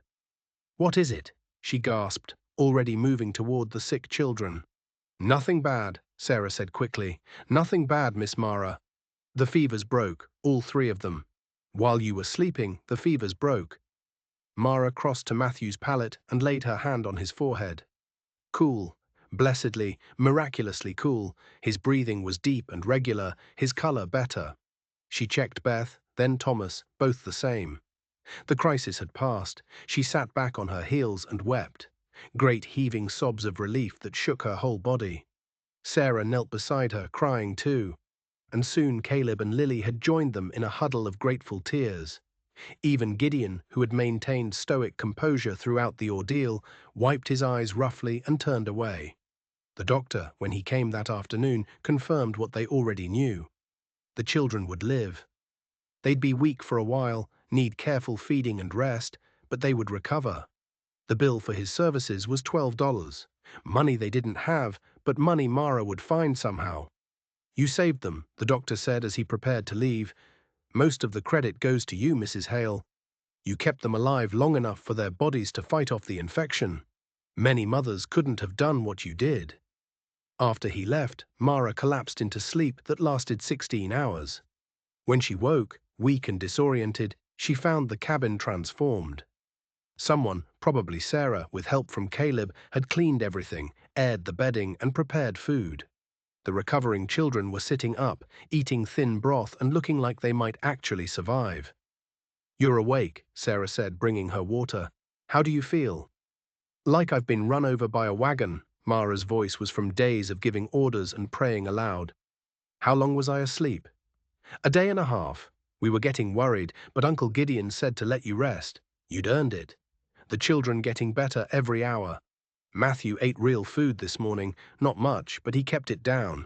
Beth's asking for stories. Thomas is cranky, which means he's recovering."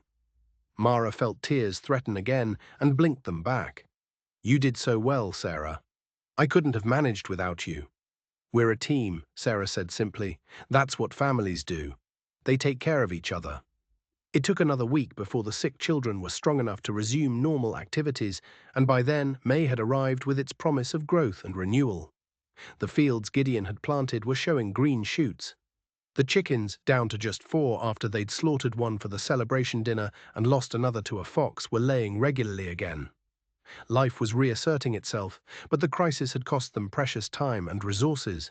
The doctor's bill was still unpaid, their food supplies were critically low, and the first quarterly payment to the bank, $62, was due in just over 2 months. Mara sat at the rough table one evening, doing calculations on the back of an old piece of paper. No matter how she added and subtracted, the numbers didn't work. They needed money, and they needed it fast. "What are you thinking?" Gideon asked, sitting across from her. "I'm thinking we're going to lose this place unless we find a way to earn money. Real money, not just enough to eat. I've been thinking the same thing. Johnson offered me day labor, plowing, fence mending, whatever he needs. Says he can pay 50 cents a day. That's good, but not enough. If you work every day between now and July, that's maybe $40. We need 62. Plus we need to eat. Plus we owe the doctor $12. So we need about $90 total in 2 months. Gideon ran his hand through his hair. "That's impossible. Nothing's impossible. We just have to be creative." Mara's mind was already working, considering and discarding options. "I can take in laundry and mending from town. Sarah's good with a needle. She can help. That might bring in a few dollars a week. And I'll work every day job I can find. Maybe we can sell something. We have nothing to sell except the land itself, and that defeats the purpose. Mara tapped the paper. What about crops? When can we harvest? Not until late summer at earliest, and that's if everything goes perfectly. We'd need to plant more, and we don't have seed money. They sat in frustrated silence, each trying to solve a problem that seemed to have no solution. Then Caleb, who had been pretending to sleep in his loft, but was actually listening to every word, called down. What about the ridge? What about it? Gideon asked. Paul always said there might be something up there worth finding. He'd go walking sometimes looking at rocks. He said once that this whole area used to be underwater millions of years ago, and sometimes you could find things, fossils and such. He said collectors back east paid money for them. Mara and Gideon exchanged glances. It was a long shot, but it was something. Did your father ever find anything? Mara asked. Don't know. He never said if he did, but he kept looking, so maybe he thought it was worth trying. The next morning, Mara and Gideon climbed the ridge behind the cabin, while Sarah watched the children. The limestone formations glowed in the early sun, ancient and patient. Mara had no idea what fossils looked like, but she examined the rock faces carefully, looking for anything unusual. Here, Gideon called after an hour of searching. Look at this. Embedded in the limestone was what looked like a perfect seashell, larger than Mara's hand. It was beautiful, spiraled and delicate, turned to stone by unimaginable spans of time. Is that what we're looking for? She asked. I think so. I've heard tell of university men paying for fossils. They study them, try to understand the past. Gideon worked carefully to extract the fossil without damaging it. This is good quality, well preserved, might be worth something. They spent the morning searching and found 3 more fossils, 2 more shells, and what might have been part of an ancient fish. It wasn't much, but it was a start. I'll ride to North Platte tomorrow, Gideon said as they descended. There's a man there who deals in curiosities. He might know what these are worth, or who might buy them. 2 days later, Gideon returned with news. The curiosity dealer knew a professor at a university in Omaha who collected fossils. He'd offered $5 for the 4 specimens. Not a fortune, but real money. More importantly, he said there was probably more on the ridge, and if they found better specimens, he could offer more. It became part of their routine. Every few days, when time allowed, Mara or Gideon or both would spend an hour or 2 searching the ridge. Sometimes they found nothing. Sometimes they found fossils that were fragmentary or damaged, but occasionally they found something exceptional, a complete shell, a fish vertebrae. Once a series of small bones that the dealer said belonged to an ancient bird. The money trickled in slowly, but it was steady. $5 here, $3 there. Once a glorious $15 for a particularly fine specimen, they established a relationship with the dealer, who established a relationship with the university. By mid-June, they'd accumulated $38 toward their payment. But even as the fossil hunting provided one solution, new problems emerged. The chickens stopped laying, stressed from the fox attacks and poor feed. The roof began leaking worse than ever, and they lost a bag of precious cornmeal to water damage. Buck, their only horse, developed a limp that required rest, making it impossible for Gideon to take day labor jobs that required transportation. Mara took in laundry from 3 families in town, scrubbing clothes until her hands bled. She mended everything anyone brought her, working by firelight long after the children were asleep. Sarah helped when she could, but she was also managing the household and caring for the younger children while Mara worked. The strain was showing on all of them. Caleb had nightmares about men coming to take the house. Beth started wetting the bed again, something she hadn't done since she was 3. Thomas grew withdrawn and anxious. Even Ada seemed to sense the tension, fussing more than usual. One evening in late June, with the payment deadline looming just 2 weeks away, Mara sat calculating again and realized they were still $8 short. $8 that might as well have been $800. She'd sold everything she could sell, worked every job she could find, extracted every fossil from the ridge that was accessible. They'd done everything possible, and it wasn't enough. We're not going to make it, she said flatly, showing Gideon the numbers. Even if we go without food for 2 weeks, even if we sell buck, which would us, we can't get there. Gideon stared at the paper, his face grim. Then we tell Blackwell the truth. We've made good faith efforts. We've paid more than half. Maybe he won't. You heard him. One missed payment and they foreclose immediately. Then what do you suggest? I don't know. Ma's voice broke. I don't know. I've tried everything. We all have. And it's not enough. For the first time since this ordeal began, she felt true despair settling over her like a shroud. They had fought so hard, sacrificed so much, and it was going to fail anyway because $8 stood between them and survival. Sarah, who had been listening from the loft, climbed down and stood before them. There's one thing we haven't tried. What's that, sweetheart? We ask for help, real help from the community. Sarah's young face was determined. The Johnsons have been good to us, and there are others, families, who knew P, who've been to church with us, who've seen how hard we're working. Maybe if they knew how close we were, if they knew we just needed a little help. Sarah, we can't beg, Mara said gently. It's not begging. It's asking neighbors to help neighbors. That's what people do out here. They help each other survive. Sarah's voice grew passionate. Mrs. Johnson told me once that when they first came out here, they almost didn't make it through the first winter, but the community pitched in, brought food, helped repair their cabin, loaned them a cow until they could buy their own. She said, prairie people understand that sometimes survival is a group effort. Mara looked at Gideon, who was considering Sarah's words carefully. The girl might be right, he said slowly. Prairie folk don't like banks, don't like outsiders coming in and taking land from people who are trying. If we went to church on Sunday, spoke to people after the service, explained the situation, not begging, just laying out the facts, they might help. And if they don't, then we're no worse off than we are now. Gideon's face was determined. But we have to try. We can't give up when we're this close. So on Sunday, they loaded all 7 children into the wagon. Gideon had managed to repair it using scrapwood from the collapsed chicken coop and rode to Ash Hollow for services. The little church was barely more than a one-room schoolhouse with a cross on the wall, and the congregation was sparse, maybe 20 families, but they were there. People who had chosen to make lives in this harsh land. After the service, as people gathered outside to socialize, Mara approached Mrs. Johnson first. The older woman had been kind from the start, and Mara hoped she might set the tone for others. Mrs. Johnson, might I have a word? Of course, dear. How are those children of yours? I heard about the scarlet fever. Terrible thing. They've recovered, thank God. But Mrs. Johnson, I need to be honest with you about our situation. Mara laid it out plainly. The debt, the payment due, how close they were to the amount, how far they still had to go. We're not asking for charity. This is money we'll pay back every penny as soon as we're able. But right now, we're $8 short, and I don't know where else to turn. Mrs. Johnson listened carefully, her weathered face thoughtful. When Mara finished, the older woman turned to her husband and had a brief, quiet conversation. Then she reached into her bag and pulled out a small leather purse. John and I can spare $2, she said, pressing coins into Mara's hand.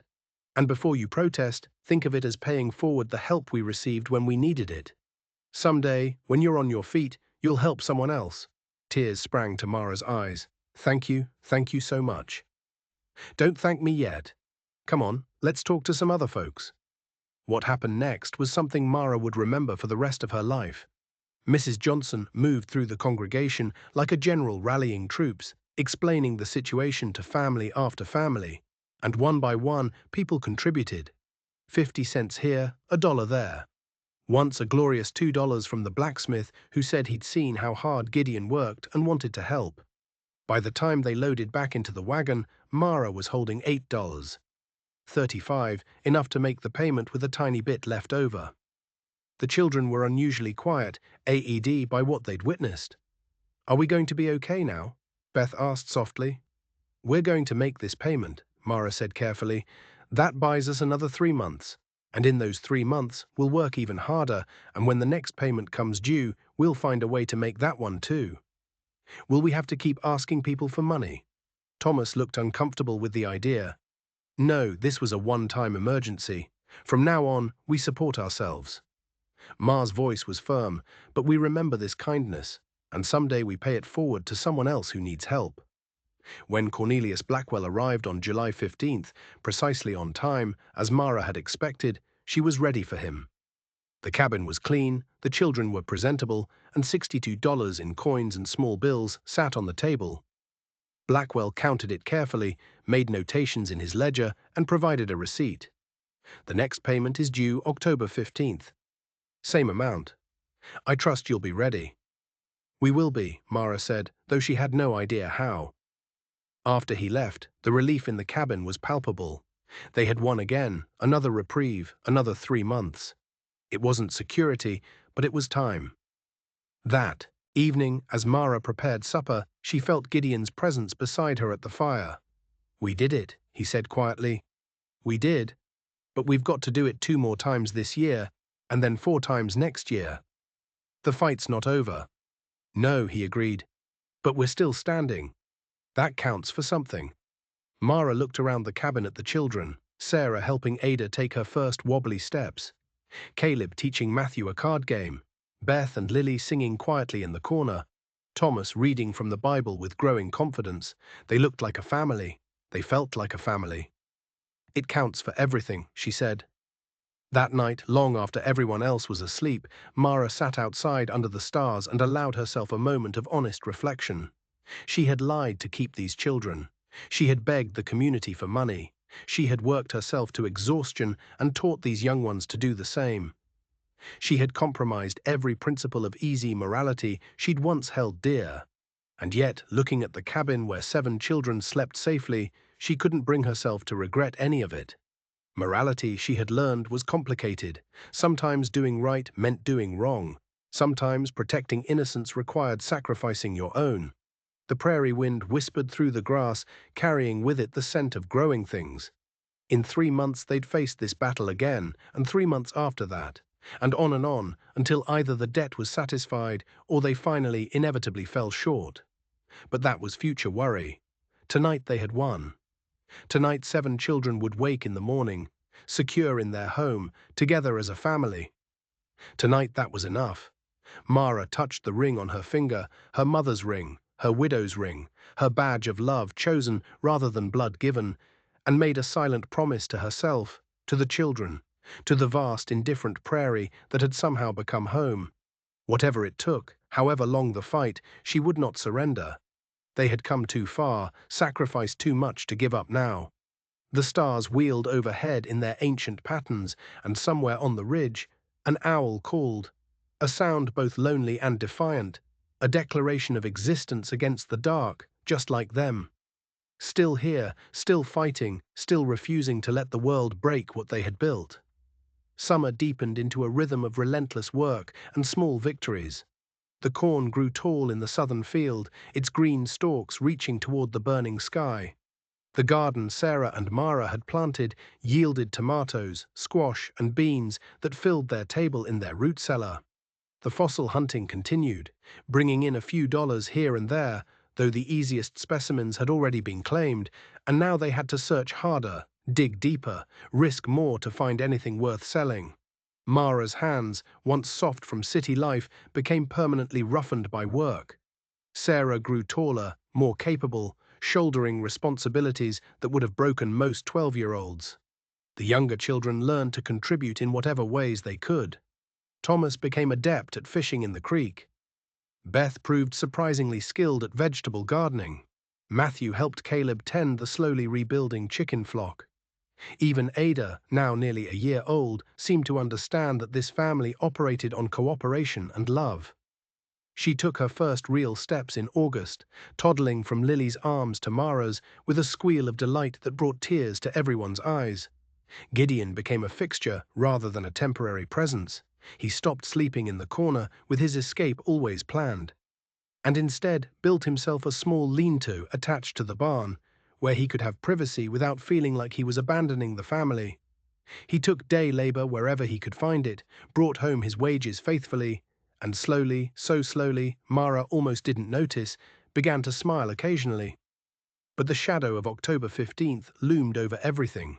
They needed another $62, and despite their best efforts, by late September they had only $43 saved. The gap felt insurmountable. Then on the last Sunday in September, after church services, a man Mara didn't recognize approached her. He was well dressed, but not ostentatiously so, with intelligent eyes and the bearing of someone accustomed to being listened to. "Mrs. Hale, I'm Daniel Cartwright. I teach at the University of Omaha, geology and paleontology. Your fossils have been coming to my attention through Mr. Henderson, the dealer in North Platte." Mara's heart quickened. "Have we done something wrong?" "The specimens are genuine, I assure you." "No, no, nothing like that." Cartwright smiled. "Quite the opposite. The quality of your finds has been remarkable. The ammonite you sent last month was particularly fine, one of the best preserved I've seen from this region. I've come to ask if I might visit your property and examine the site myself. If the deposit is as rich as your specimens suggest, I'd like to negotiate exclusive collecting rights." "Exclusive rights?" Mara was unfamiliar with the term. "I would pay you a monthly stipend, say $15, for the right to collect fossils from your ridge. Any significant finds would be additional compensation. It would give you steady income and give me access to what appears to be a scientifically valuable site. $15 a month." Ma's mind raced through the calculations that would cover a quarter of each payment to the bank, with money left over for necessities. It wouldn't solve everything, but it would make survival possible rather than desperate. "When would you like to see the ridge?" she asked. "Today, if possible. I've come all the way from Omaha, and I'd like to examine the site while I'm here." Mara agreed immediately, and after delegating child-watching duties to Sarah, she and Gideon led Cartwright up to the ridge. The professor examined the limestone formations with the reverence of someone encountering sacred ground. He chipped carefully at exposed faces, exclaimed over the variety of specimens visible, and took copious notes in a leather journal. "This is extraordinary," he said finally. "This entire ridge was once the bottom of a shallow sea millions of years ago. The fossil record here could help us understand ancient marine ecosystems. Mrs. Hale, I'd like to make you an offer. $20 a month for collecting rights with a bonus of $5 to $50 for any exceptional specimens I find. The contract would run for 1 year initially, renewable if both parties are satisfied." $20 a month. Mara felt dizzy with relief. "That's very generous, Professor. It's fair compensation for access to valuable scientific resources. Do we have an agreement?" They shook hands on it, and Cartwright promised to send the formal contract within the week. As they walked back down to the cabin, Gideon was grinning. Actually grinning, something Mara had seen perhaps twice in 5 months. $20 a month, he said. "That changes everything." "It means we can make the payments," Mara agreed. "It means we might actually survive this." It means more than that." Gideon stopped walking and turned to face her. "It means you did it. You came here with nothing, and you've built something real. Those kids have a home because you refused to quit." "We did it," Mara corrected, "all of us together." But even as the fossil contract eased their financial strain, autumn brought new challenges. The first frost came early, blackening the last of the garden vegetables. Buck's limp returned worse than before, and the veterinarian who examined him delivered grim news. The horse was old and wearing out. He might last another year, maybe 2, but they should start planning for his replacement, which meant finding money for a new horse eventually. Then, in early October, a week before their second payment was due, the county clerk Turnbull appeared at their door with news that made Mara's blood run cold. "Mrs. Hale, we have a problem. I've received an inquiry from the Territorial Records Office. They're auditing marriage certificates, and they've flagged yours, or rather the absence of yours, as irregular." Ma's mouth went dry. "I explained that the circuit preacher hasn't filed the paperwork yet." "I know, and I've been lenient about that explanation, but now the records office is involved, and they want proof. They're sending an inspector next month to investigate the situation. If you can't produce a marriage certificate or the preacher who performed the ceremony, they may declare your marriage invalid." "Which would mean what exactly?" "Which would mean you'd have no legal standing as Silas Hale's widow. You couldn't inherit the property, manage the estate, or serve as guardian to the children." They'd become wards of the county, likely separated and placed in different homes or institutions. After Turnell left, Mara sat at the table with her head in her hands. Everything they'd built was about to collapse because of a lie told in desperation. The children, sensing something was terribly wrong, gathered around her silently. "Are they going to take us away?" Beth asked in a small voice. "No," Mara said with more conviction than she felt. "We'll find a way." That night, after the children were finally asleep, she and Gideon sat by the fire trying to solve the unsolvable. "We could run," Gideon suggested without conviction. "Take the kids, head west, start over somewhere they won't find us. With what money, what resources, and we'd always be running, always looking over our shoulders. That's no life for them." Mara stared into the flames. "There has to be another way. The only way I can see is to produce an actual marriage certificate. And since we don't have one, that means we'd have to forge one." Mara finished the thought. "That's more than fraud, Gideon. That's a serious crime. So is what we've already done. Technically, we've been lying for months about a marriage that never happened." "I know, but at least that was just words. A forged document. If we're caught, it's prison. And then what happens to the children?" They sat in heavy silence, trapped between impossible choices. Then Gideon said quietly, "There might be one other option. It's crazy, but it might work. Tell me, what if we actually got married? You and me. Real marriage, real certificate properly filed. Then you'd legitimately be a widow's well, a wife to Silas's brother family. You'd have legal standing to care for the kids as their aunt by marriage." Mara stared at him. That would solve the legal problem. "But Gideon, we barely know each other. Marriage is a piece of paper that would keep those 7 children together and in their home. That's what it would be. Nothing more, nothing less. We're already living here, already working together, already raising them as a team. This would just make it legal. You do that. Tie yourself to this mess permanently. I'm already tied to it. I stopped running. Remember those kids? They're my blood. You're—" He paused, searching for words. "You're the best thing that's happened to this family since Ruth died. If marrying you means keeping everyone together, then that's what we do." Mara's mind reeled. Marriage to Gideon Hale, a marriage of convenience, a legal maneuver to protect children. It wasn't what she'd imagined when she'd left Philadelphia, dreaming of a new life. But then, nothing about this journey had been what she'd imagined. "It would have to be real," she said slowly. "No deception this time. Real ceremony, real certificate, properly filed. We'd be legally married." "I understand. And what about, would you expect?" Mara felt her face flush. "Would this be a real marriage in all ways?" "That would be up to you." Gideon's voice was gentle. "I'm not asking for more than you're willing to give. We could keep separate sleeping arrangements, live as partners in running this household. Or if over time you wanted something more, I wouldn't object. But there'd be no pressure, no expectations beyond what we've already been doing." It was perhaps the strangest proposal in the history of proposals. Practical, honest, and offered with no pretense of romance. And yet, Mara realized it was also the most real thing anyone had ever offered her. Not pretty lies or empty promises, but a genuine partnership built on shared purpose and mutual respect. "All right," she said, "let's do it." They were married the following Sunday by the same preacher who held services in the little church. The ceremony was brief and businesslike, with the 7 children as witnesses and the Johnson family there for support. Mara wore her best dress, the same navy blue she'd worn the day she arrived. Gideon wore clean clothes and looked uncomfortable but determined. When the preacher said, "You may kiss the bride," Gideon gave her a chastened kiss on the cheek that made the children giggle. Then they signed the certificate, filed it properly with the county clerk, and returned home as Mr. and Mrs. Gideon Hale, legal guardians of 7 children, legal owners pending debt satisfaction of 160 acres of Nebraska prairie.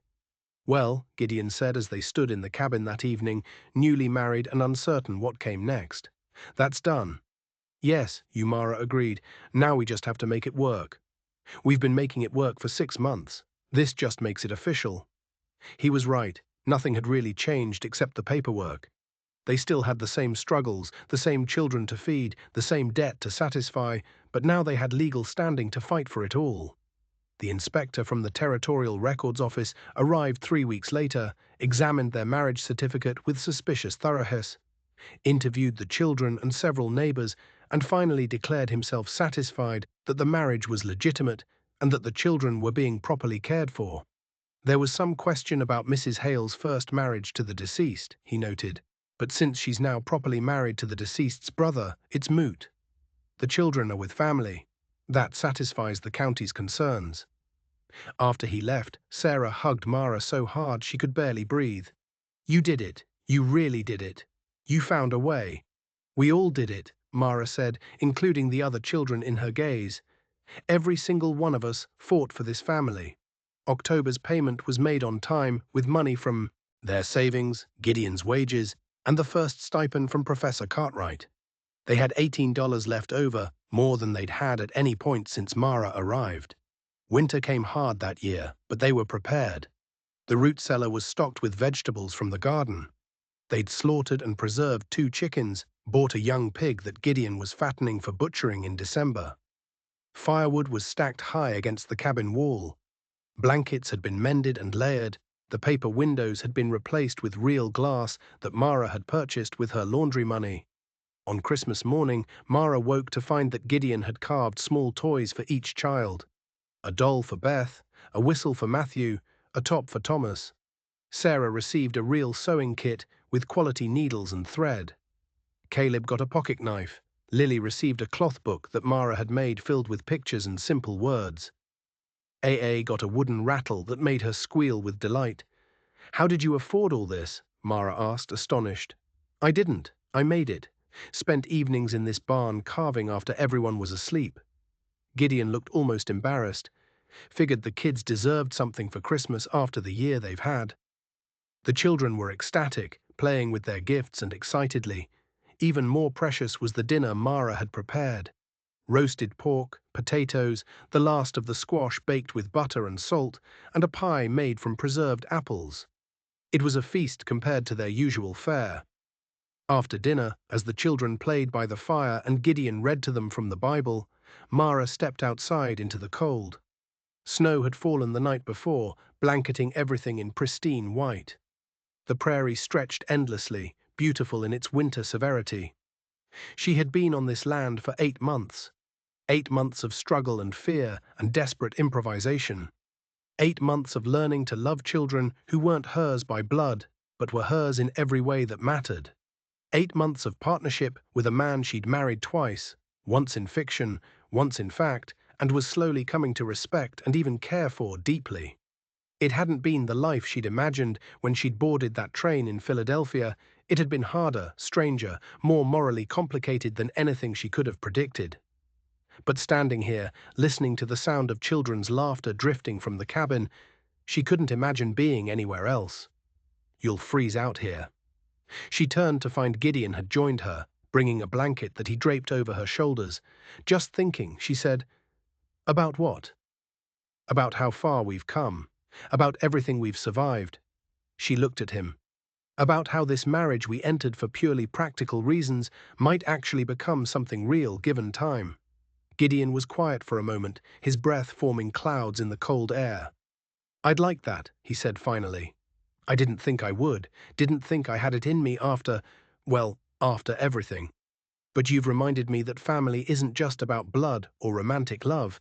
It's about choosing to show up every day, choosing to fight for each other. We chose well then, Mara said softly. Yeah, we did. They stood together in the snow, 2 people who'd found each other through the most unlikely circumstances. And Mara felt something shift inside her. Not love, not yet, but the possibility of love.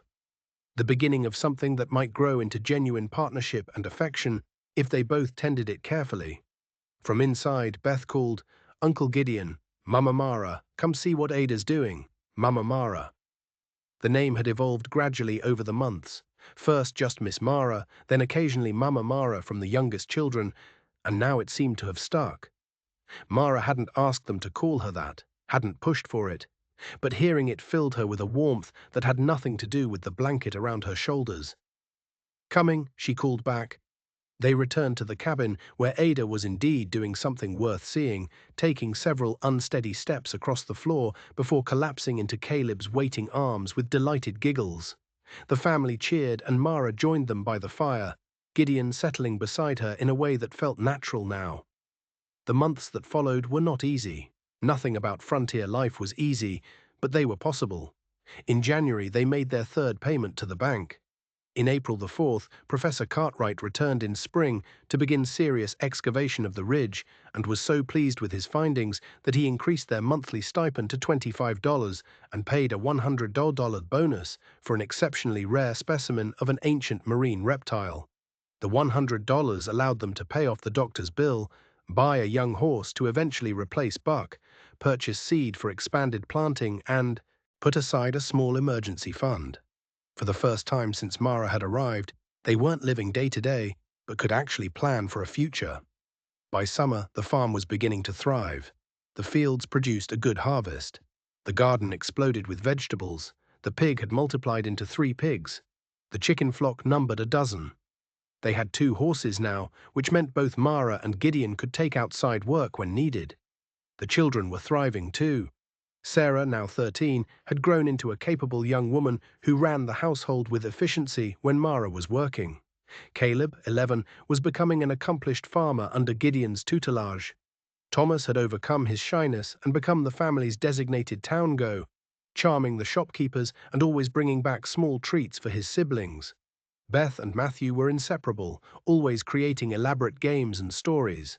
Lily had revealed a beautiful singing voice and entertained them nightly. And Ada was walking steadily now, talking in simple sentences and calling Mara Mama without any qualifier. In October, when they made their final payment for the second year, Cornelius Blackwell actually smiled, a thin professional smile, but still. "Mrs. Hale, I must say, when I first came here, I gave you very little chance of success. Yet you've met every payment, improved the property, and created what appears to be a stable household. The bank has noted your reliability." "Does that mean anything for future payments?" Gideon asked. "It means that after next year's payments are completed, the bank would be willing to restructure the remaining debt into a standard mortgage with more favorable terms, lower monthly payments over a longer period. You've proven yourselves to be responsible borrowers." After Blackwell left, Mara and Gideon looked at each other and burst out laughing. Slightly hysterical laughter born of relief and disbelief. "We did it," Mara said on Mara. "We actually did it. We're going to keep the farm." "Never doubted it for a second," Gideon lied, and they laughed again. That evening, Mara gathered all the children for a family meeting. They sat around the table, which Gideon had expanded to accommodate everyone, and she looked at each of their faces. These 7 souls she'd fought so hard to keep together. "I want you all to understand something," she said. "When I came here 18 months ago, I was running away from an empty life. I had no family, no purpose, no hope. Your father's letter gave me a chance at all of those things, even though he died before I could meet him. But what I found here, what we've built together, it's more than I ever dreamed of having." "Are you saying you're glad P died?" Thomas asked, confused. "No, sweetheart. I'm saying I'm sorry I never got to meet him, but I'm grateful for what his death brought me. All of you. And I want you to know that you're not obligations or burdens or children I'm stuck with. You're my family by choice, by love, by everything that matters. I chose you, and I choose you again every single day." Sarah wiped tears from her eyes. "We chose you too, Mama Mara. Even when we didn't know what we were choosing, even when we were scared, we chose right." "Yeah," Caleb added quietly, "you're our real mama now." The mama who stayed around the table, heads nodded in agreement. Even Ada, not fully understanding but sensing the emotion, reached her small arms toward Mara and said clearly, "Mama." That night, after the children were asleep, Mara sat outside, as had become her habit. Gideon joined her, bringing 2 cups of actual coffee, a luxury they could occasionally afford now. "Next spring," he said, "we should plant fruit trees. Maybe build a proper hen house, expand the barn. This place could be really something in a few years. We could get a cow." Mara suggested fresh milk would be good for the children.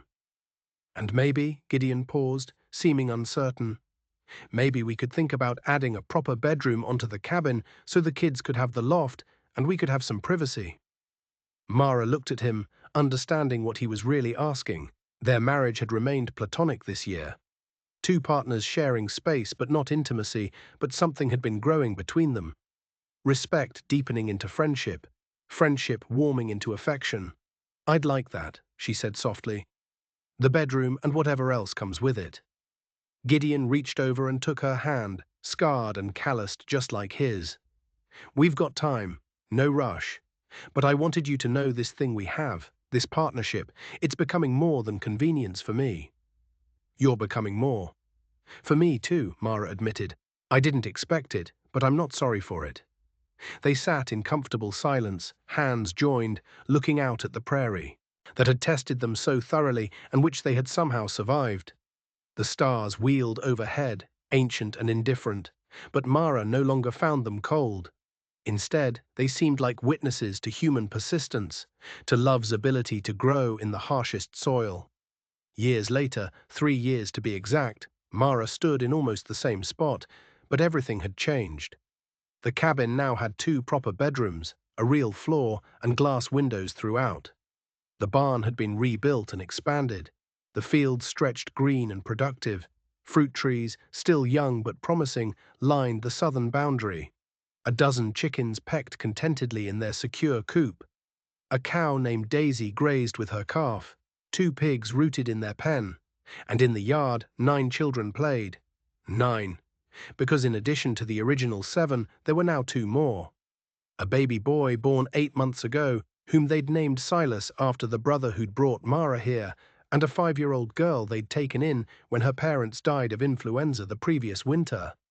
The county had asked if they'd consider fostering her, knowing the Hales' reputation for caring for children, and Mara hadn't been able to say no. Sarah, now 16, was being courted by the Johnsons' eldest son, a good boy with farming ambitions. Caleb had shot up tall and was Gideon's right hand with the farm work. The younger children had grown and thrived, each developing their own personalities and talents. The debt to the bank had been fully satisfied the previous spring. The farm was theirs, clear and free. Professor Cartwright's fossil excavations continued, providing steady supplemental income. Mara's laundry and mending business had evolved into something more. She now taught other women frontier skills and served as an informal midwife for the community, knowledge gained from helping deliver 3 babies in the past 2 years. But more than the physical changes, more than the financial security, what had transformed most was Mara herself. She was no longer the frightened woman who'd stepped off that train with 2 trunks and a letter promising a marriage that never happened. She was Mara Hale, wife, mother, farmer, midwife, teacher, survivor. She was necessary, she was loved, she was home. Gideon came up behind her, wrapping his arms around her waist, and she leaned back against him with the easy comfort of a real marriage, a real partnership that had grown into genuine love. "What are you thinking about?" he asked. "About that first day when Caleb met me at the station and told me Silas was dead. I was so lost, so terrified. I had no idea what I was doing. And now I know exactly what I'm doing. I'm building a life, I'm raising a family, I'm keeping promises." She turned in his arms to face him. "I'm loving you." "I love you too," Gideon said, and kissed her. Not the chasted kiss of their practical wedding, but the deep kiss of a husband who truly cherished his wife. From the yard, one of the children called, probably Beth, who was now 9 and had appointed herself the family's social coordinator, announcing that supper was ready. The family gathered, all 9 children, plus Mara and Gideon, around the expanded table in a cabin that was now unquestionably a home. Before they ate, Mara asked them to join hands for grace. But instead of a formal prayer, she said simply, "Thank you for this family. Thank you for second chances. Thank you for teaching us that love chosen is stronger than blood, and that a home is built not with wood and nails, but with sacrifice, persistence, and the refusal to give up on each other. Amen." The children chorused. As they ate, the food plentiful, the conversation lively, the laughter genuine. Mara looked around the table and felt something close to perfect contentment. This life hadn't been given to her. She'd fought for it, lied for it, worked herself to exhaustion for it, compromised her principles, and rebuilt them stronger for it. And it had been worth every single struggle. Later that night, after the children were asleep and the cabin was quiet, Mara took out the old ledger that had belonged to Silas, the one Gideon had shown her that first terrible week, with Silas's note saying to let her keep the house and raise the children if she chose. On the last page, in careful script, she wrote, "Love chosen is stronger than blood. This house stands because we stayed. The children thrive because we fought. The family endures because we refuse to let hardship break what we built together. Silas Hale's letter brought me here, but it was the children and eventually Gideon who made me stay. This is my testimony. A woman who came west for a husband she never met, found instead a family worth dying for, worth living for, worth everything. We survived. We thrived. We won." Mara Hale, October 1890. She closed the ledger and placed it on the shelf where it would remain. A record for future generations of how this family had been forged in fire and desperation and had emerged stronger than steel. Outside, the prairie wind sang through the grass as it always did, eternal, indifferent, wild. But inside the cabin, warmth and love, and the gentle sounds of a family sleeping peacefully. A family that had nearly been lost, nearly been scattered, nearly been destroyed. But they had stayed. Through lies and truth, through sickness and health, through poverty and the slow climb toward prosperity, through every challenge that prairie and circumstance could throw at them, they had stayed. And in the staying, they had become something more than the sum of their individual stories. They had become proof that family is not just born, but built. That home is not just found, but fought for. That love is not just felt, but chosen again and again. In 1,000 small decisions to show up, to persist, to refuse surrender. The widow's promise made by a woman who had never been a wife until she became one twice over, who had never been a mother until she became mother to 7 and then 9, had been kept. They were together. They were home. They were safe. And that was everything.